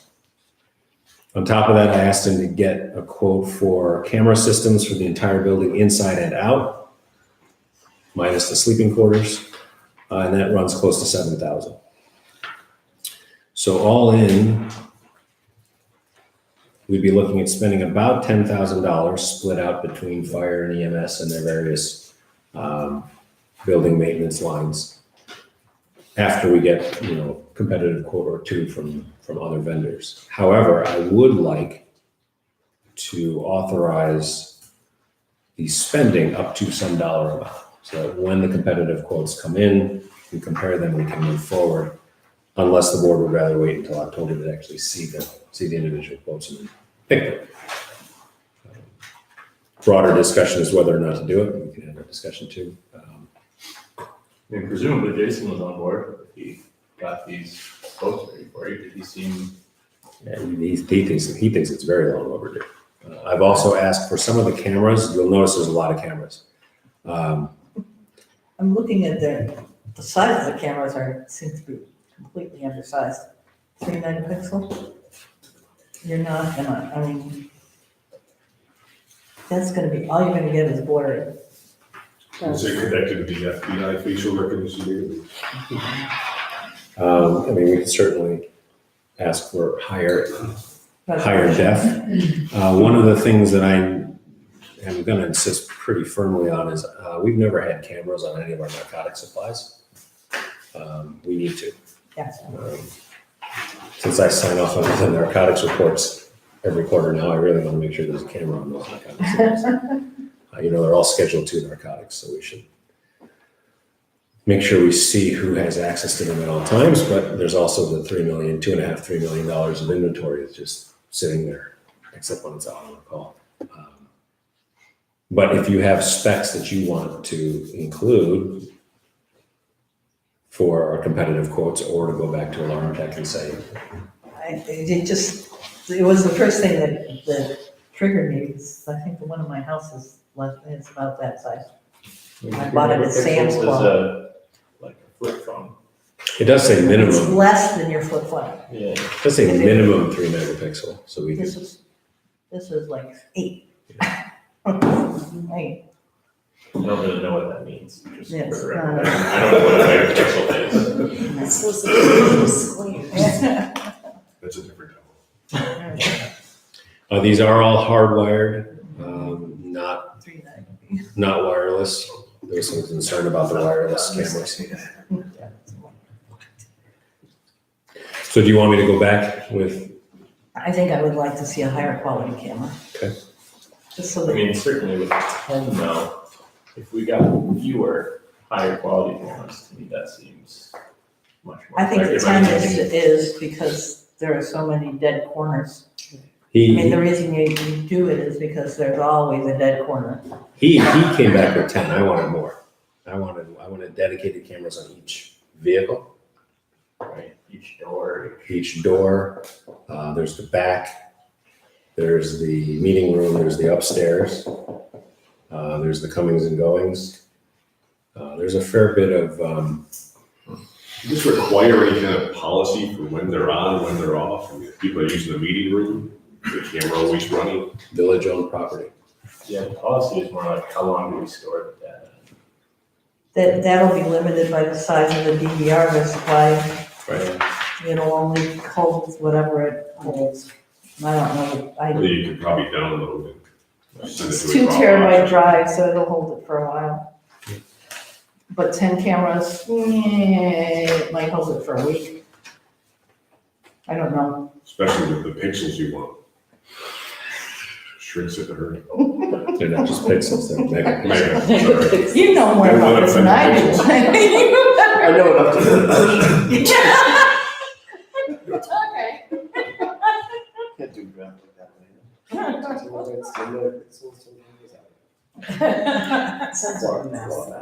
So for an area like the narcotics area, is that a situation where you could potentially have a completely different key card for that? Well, the narcotics cabinets are locked. There's a separate computer that controls it, so only the paramedics have access to it. It's in the ambulance. So there isn't a good way that I can think of to get a camera on an ambulance because of HIPAA. But we can have a camera in the building when the ambulance is parked. So if anyone goes into an ambulance while it's parked in the station, we will know. Or at least be able to go look. We won't know, but.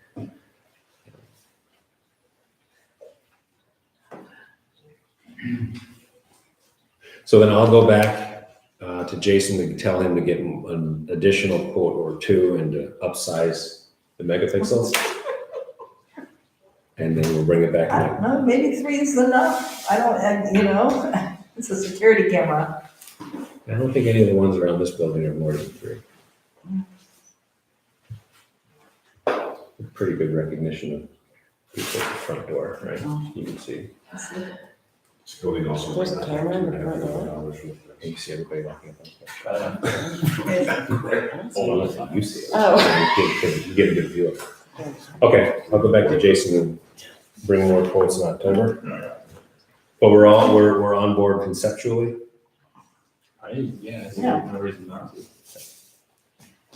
I think My we've general aversion to overlooked, cameras doesn't really apply when it comes to.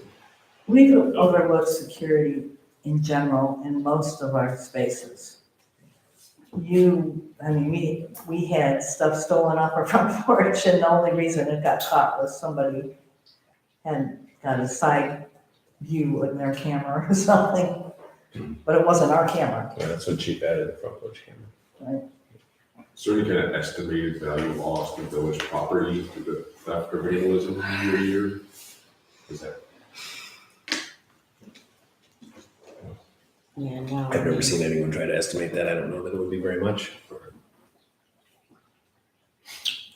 Just depends. I'm sorry. Just depends. That's all I've got for me. Item number 7, acknowledgement of correspondence. I don't believe we had any correspondence to the full board until tonight. Old business. My understanding is we never were able to confirm those old quotes on the Village Hall boiler, but Well, in the meantime, I have got a kind of back of the envelope estimate from Snug Planet for an air source heat pump installation for the village. So that would include basically probably 4 different units for the building, outdoor units, one for this room, one for police, one for the clerk's office, and one for Tom. We each have one interior head unit along, and probably 2, maybe 3 in the police area. So these would be you've seen them in the hall in the fire department, the like kind of up at the top. They blow out the cool air and or heat depending on how you run it and what kind of year it is, what part of the year. The quote is higher than I was expecting. It's about $36,000, and might go up a little bit from there depending on some kind of electric baseboard heating on the second floor, because there wasn't any kind of those units would all be kind of for the downstairs piece. So it's definitely a stretch from what we're looking at for the boilers. It would be quite a substantial improvement over the boiler, just from what I'm hearing from the kind of uneven distribution of heat.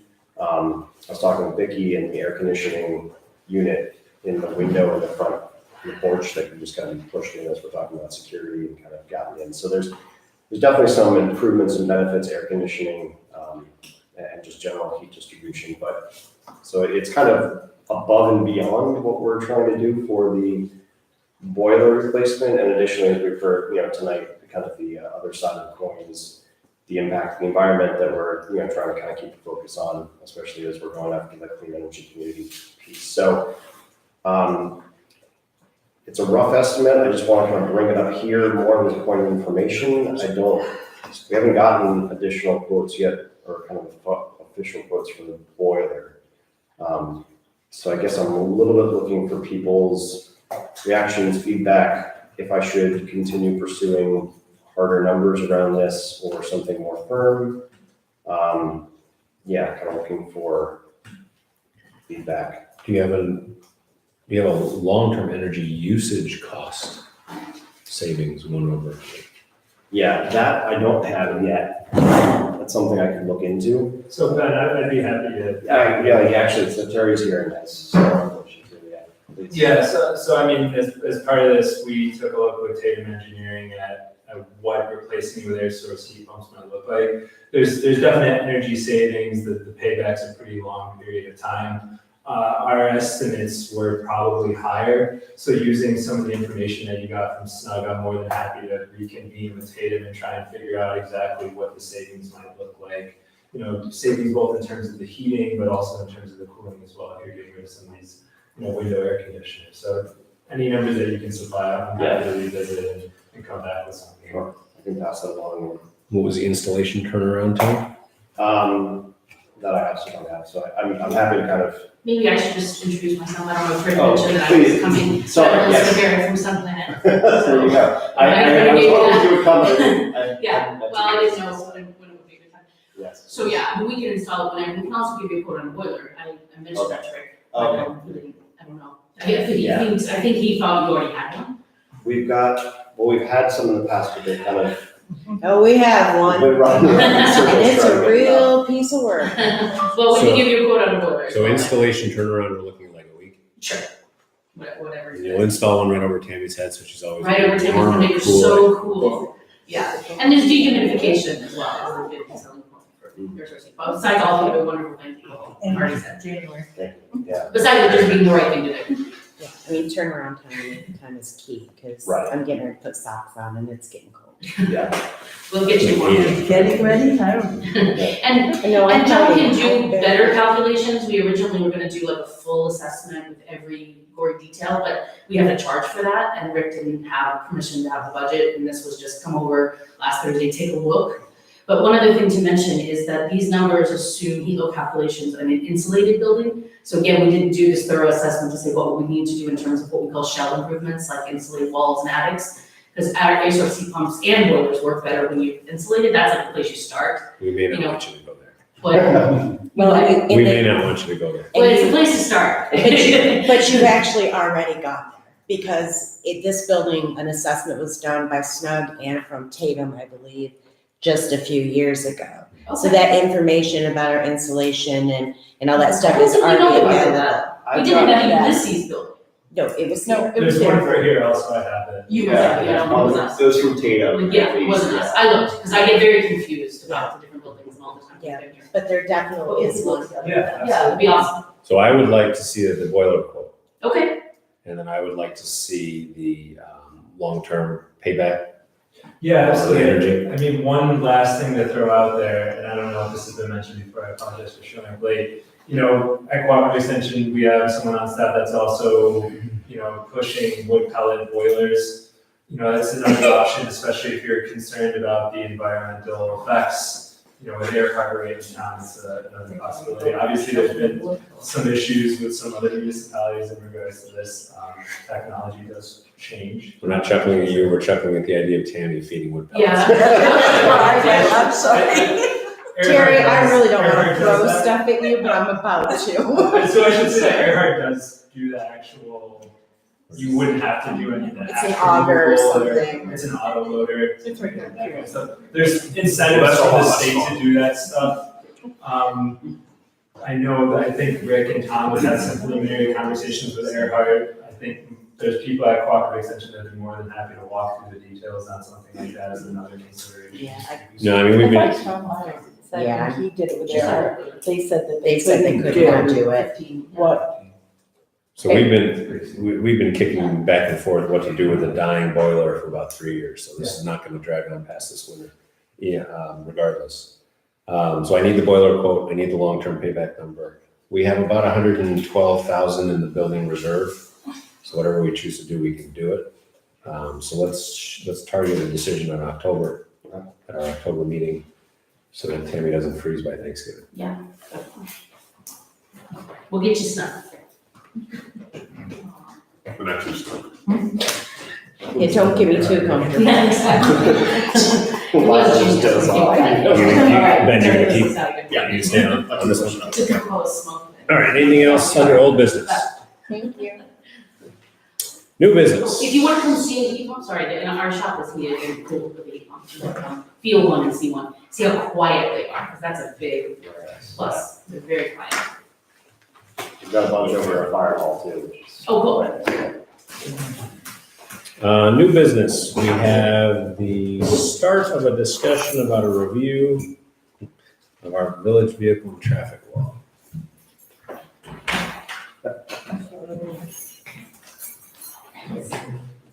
I know that, Yeah, thanks.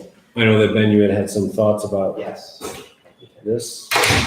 I had a couple of, let's see, a couple of random things. Where to start? So I guess the reason I think it's mostly brought back up this month is the 2-hour parking situation that Danny mentioned at the beginning. So maybe we can start there. As Danny mentioned, the signs are not in compliance with the law, and I'm inclined to stick with what's on the books. And so I don't think we need to change anything for that, but we should make that kind of clear and remove remove the signs that aren't conforming. I don't know if the chief had any input one way or another. I know he's not here tonight, so I don't know if you've heard anything from him either which way on that, but. I think his input was basically whatever you decide, Okay. that would be, the policy, so. I mean, the signs need to conform to the law, that part is clear. Yeah.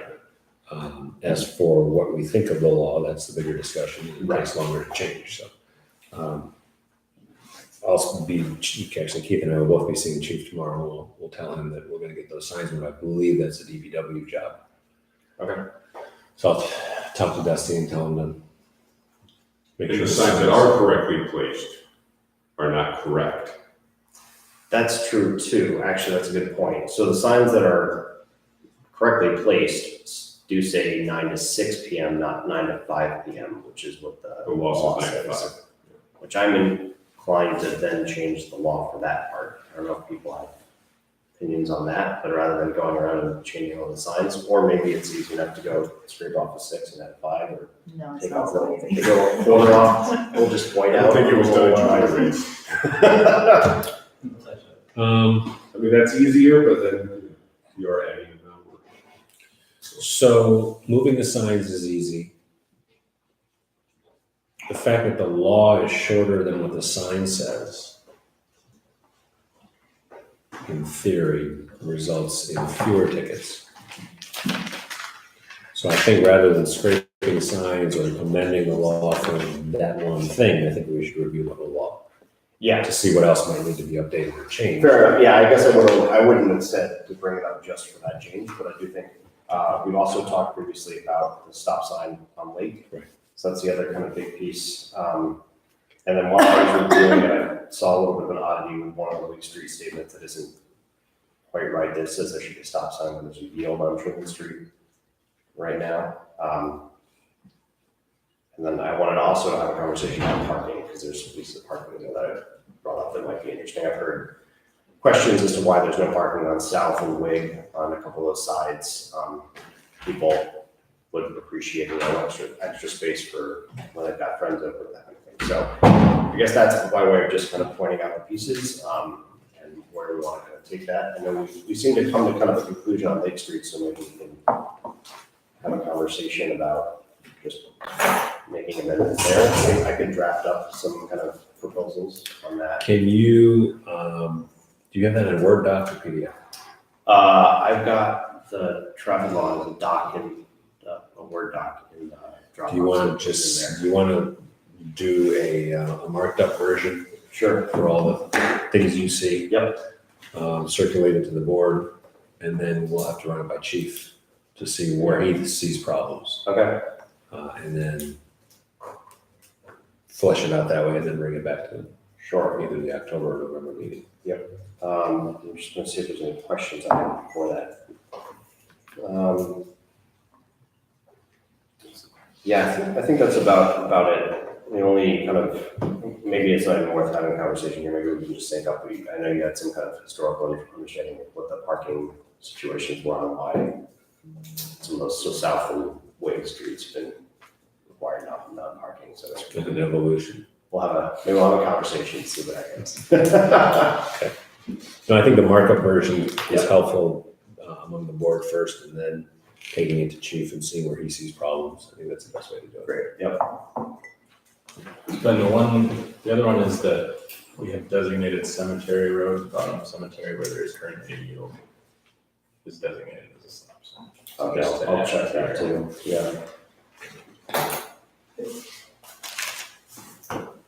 I don't know where this fits in, but Danny referenced just parking in general for Main Street residents. I don't know if that really applies to the law as much as it does, just a discussion around, is there ample parking for people that are renters on Main Street? Some of it gets into zoning, because the zoning does require off-street parking to be provided by landlords. Now, that has not always been done. So then of course we get into a grandfathering issue if it's a 4-unit that used to be a 2-unit. And there was enough parking when there was a 2-unit, but now there's not, kind of thing. How are we going to address? How are you all going to address that on the comp plan and zoning? Come back in a year and a half when we got these outside. And of course, historically, the daytime 2-hour parking was so that people could come and go from some of the businesses that no longer exist there. It is worth pointing out for the record that when we passed this law, I was living above New York Pizzeria and brought up these safe concerns then, and we discussed it, and it was, there's just no readily available solution. I mean, there's no space without, I mean, you know, especially in winter, someone has to plow, there's no, you know, the debate is not really, do we allow tourist parking or resident parking? It's more, you know, plowing into the logistics of managing highways. Yep. Good. Good. All right, let's pay some bills. We're a half hour behind. Oh, that's good. That's yours, yeah. Excuse me. So we have a general fund abstract in the amount of $224,280.82. As soon as the bill shows up, Greg gets ready to leave. Oh, No? No? I'm interested in Hey Greg, I think you grabbed the agenda from the BZA meeting 2 weeks ago. Yeah, jeez. You're welcome to it. Equally good agenda, Sorry to interrupt. though. That's a keeper. You Yeah, wanna Brendan, keep there you go. Can't confirm this to stay warm. It's that or the desk, Greg, it's that or the desk. It's like mostly the usual. What's the summer rec? For all the kids, Is that just us? that was a training that the kids did that we got reimbursement from the county. So now that we received the check, we have to pay them all.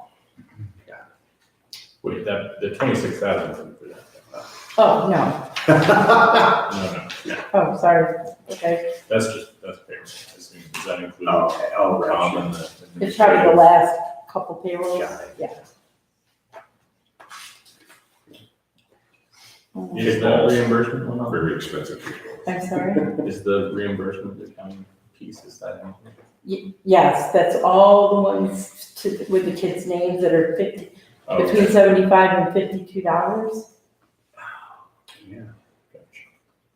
I was looking for big ticket items. I was looking for lots of the same item.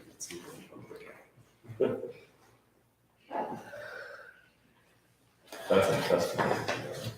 We want to make a motion That's to right. pay this abstract. I move that we pay $224,280.82 from the general fund. Second. Motion and a second. Any additional discussion? Hearing none, all in favor, please say aye. Aye. Opposed, abstentions. EMS billing abstract to pay our contracted towns and ourselves from billing revenue in the amount of $47,506.56.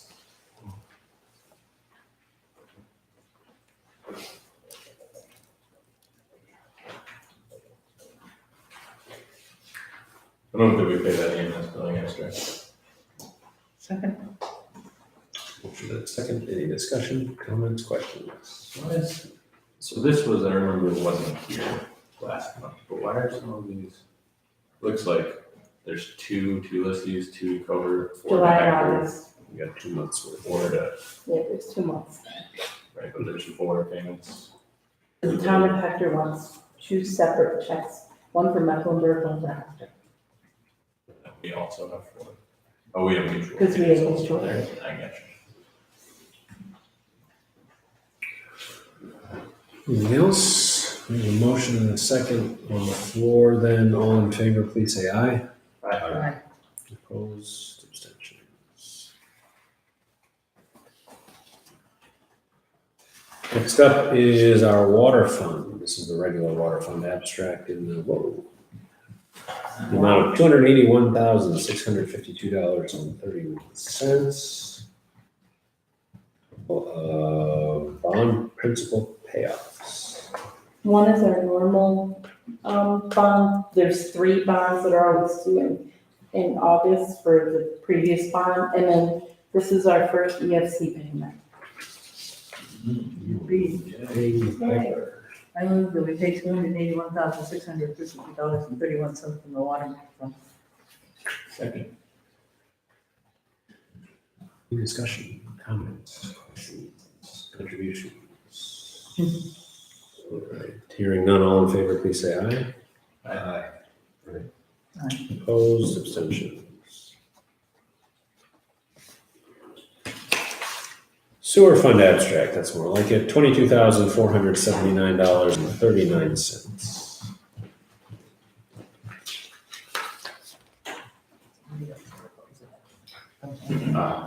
I propose we pay this abstract in the amount of $22,479, $22,479.39.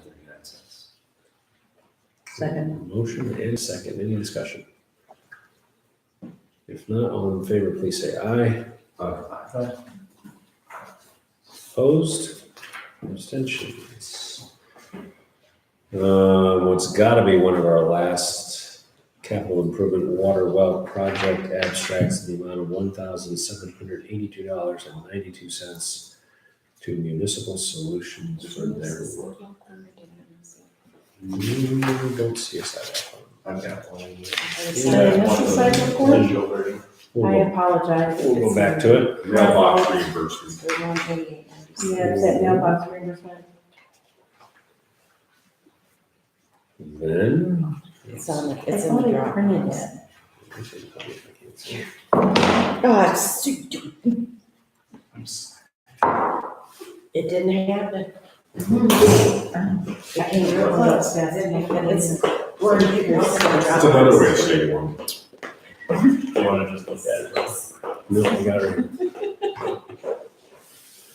I know, I What, printed that out, because I do remember doing it. Wouldn't it just print with all of them? Or do you print them No, separate? you have to do them by font, unfortunately.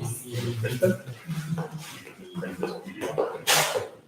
No, it says font to font. I think we're 80 by 80 right now. Colors you have to go. I don't think we're 80 by 80 right now. But now Have fun, the class have is fun. like, And yeah. I know I But mean can, to print. Oh. Yeah. You can't print this PDF. Yeah. But I could go home. There's mine. Yeah. everything's getting to move so fast, 'cause mine is like, That's a 7. It's the All right, so we have an abstract of a payment from the capital improvements, capital project Safe Routes to School Sidewalk Program in the amount of $188.96. Who do we pay that abstract? Motion and a second. And I don't Also, have what's this. that? Who was this? This was a reimbursement Keith? Carver, Keith. destroyed mailbox. I recall. Hannon and Carver. Got it. Perfect for you to sign. yeah, I got a note for you. Any other discussion? Hearing none, all in favor, please say aye. Aye. Opposed, abstentions. Now, the capital improvement water well project in the amount of $1,782.92. I move that we pay this abstract in the amount of $1,782.92. Second. Motion and a second, any discussion? Mary said that we should only have one maybe bills from them and the bill from, bond council, and that should be done. Shave a good minute off of our meetings. Hmm? Shave a good minute off of our meetings. You're doing a good job. You pay dearly for it. It's expensive. All right, all in favor of paying the capital improvement water well project abstract, please say aye. Aye. Opposed, abstentions. And last but not least, the trust and agency abstract in the amount of $24,669.09. Move that we pay that trust and agency abstract. Second. Any discussion? If not, all in favor, please say aye. Aye. Opposed, abstentions. Bills are paid -1. Our second public comment period. Janice hasn't gone yet today. Thanks for start. Tammy, is there a August report for the sewer? I'm sorry? Is there an August Come on. report? No, I've not seen one yet. No, not yet. Can, Also, has a new EMS administrator been appointed? there has not. There is nothing. Okay, and I wanted to know, is this vehicle that they're talking about buying for the fire chief, is that a personal vehicle that he uses, or is that only for? It's a village-owned vehicle that the fire chief has complete access to at his discretion. If and when the fire chief is no longer the fire chief, the next fire chief gets the vehicle. Oh, okay, so you can use it for any reason? Correct. Also, with parking, I agree, parking particularly in this area is a problem. But I would like to, and Ben, I would be happy to give you any of my input on this, or Keith, because he lives in the neighborhood also. When people park, they need to park completely off the street, not in the street, halfway on the street, not on the sidewalk, etc. And it has becomes quite dangerous when people park fully in the lane for hours on end. Particularly when people turn off of Main Street and come whipping around that corner, if there are cars that are not fully off of the street, we're just asking for access. And I would like to see that any tree limbs that are blocking any signs that say no parking or limited parking, that those be trimmed appropriately so that people can see where they should be parking and not parking. And then another thing, I think I just went on a garden tour in Ithaca in Fall Creek. And it's a new trend to want to put all your flowers out on that part where the trees are, et cetera. And it's quite beautiful, and we have one garden here at the corner of, let's see, what is it, Seneca Street and Washington. And I nearly got hit because the person, I had the right of way, they had a stop sign, and it pulled right out in front of me because they could not see at that corner who was coming, have to get out into so I think it's very beautiful, it's also dangerous if you're on the corner. If people can't see around those areas. And I hope never to do online banking in my life, and I think, how would I keep up with Tammy and Vicky if I didn't come pay my bills?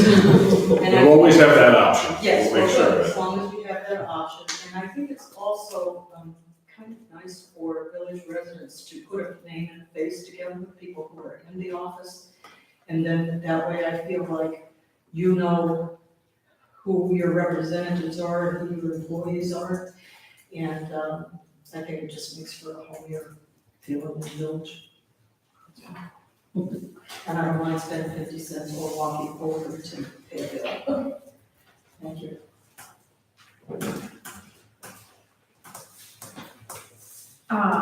Nancy Tubbs.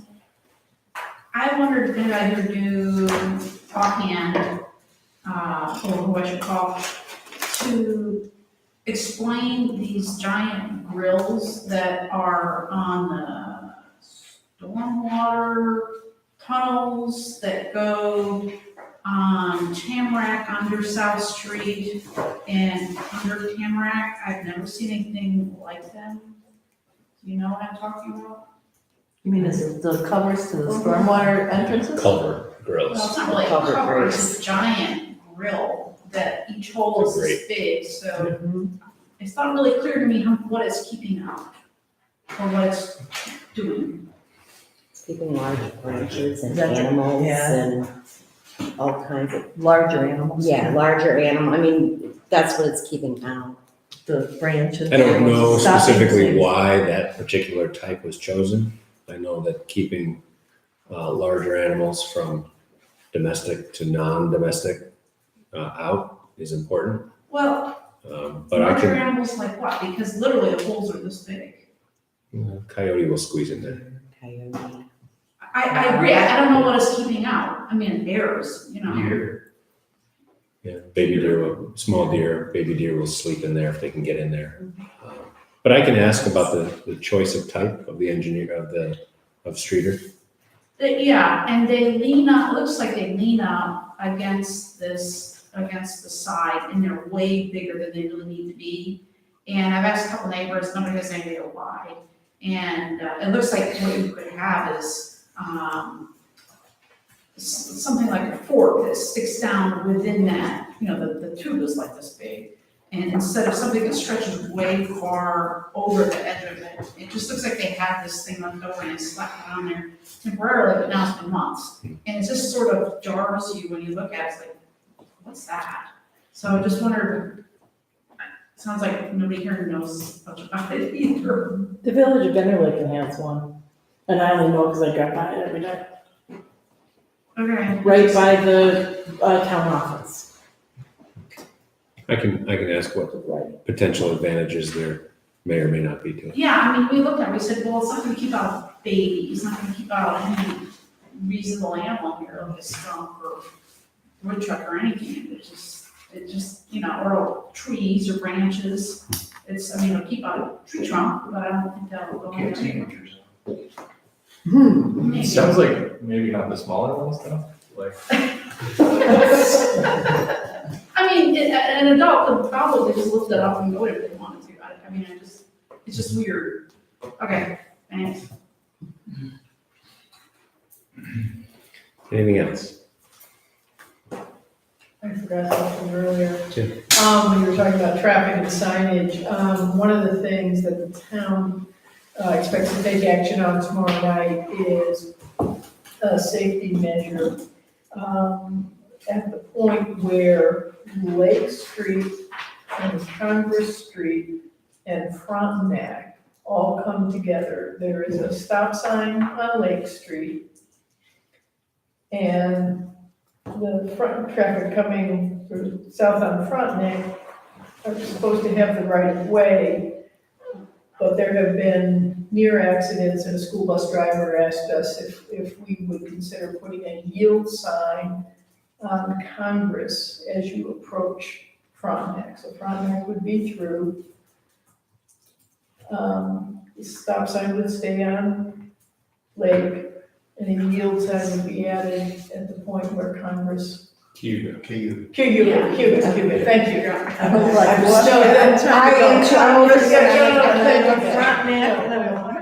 My C Street is mixed up with that. So anyway, the idea of putting a yield sign on Cuba Street, where it's Frontenac, is what we are intending to do, just as. You're putting it on Cayuga Street, or are you putting it on? So I'm traveling down towards Frontenac, and I'm going to the curve,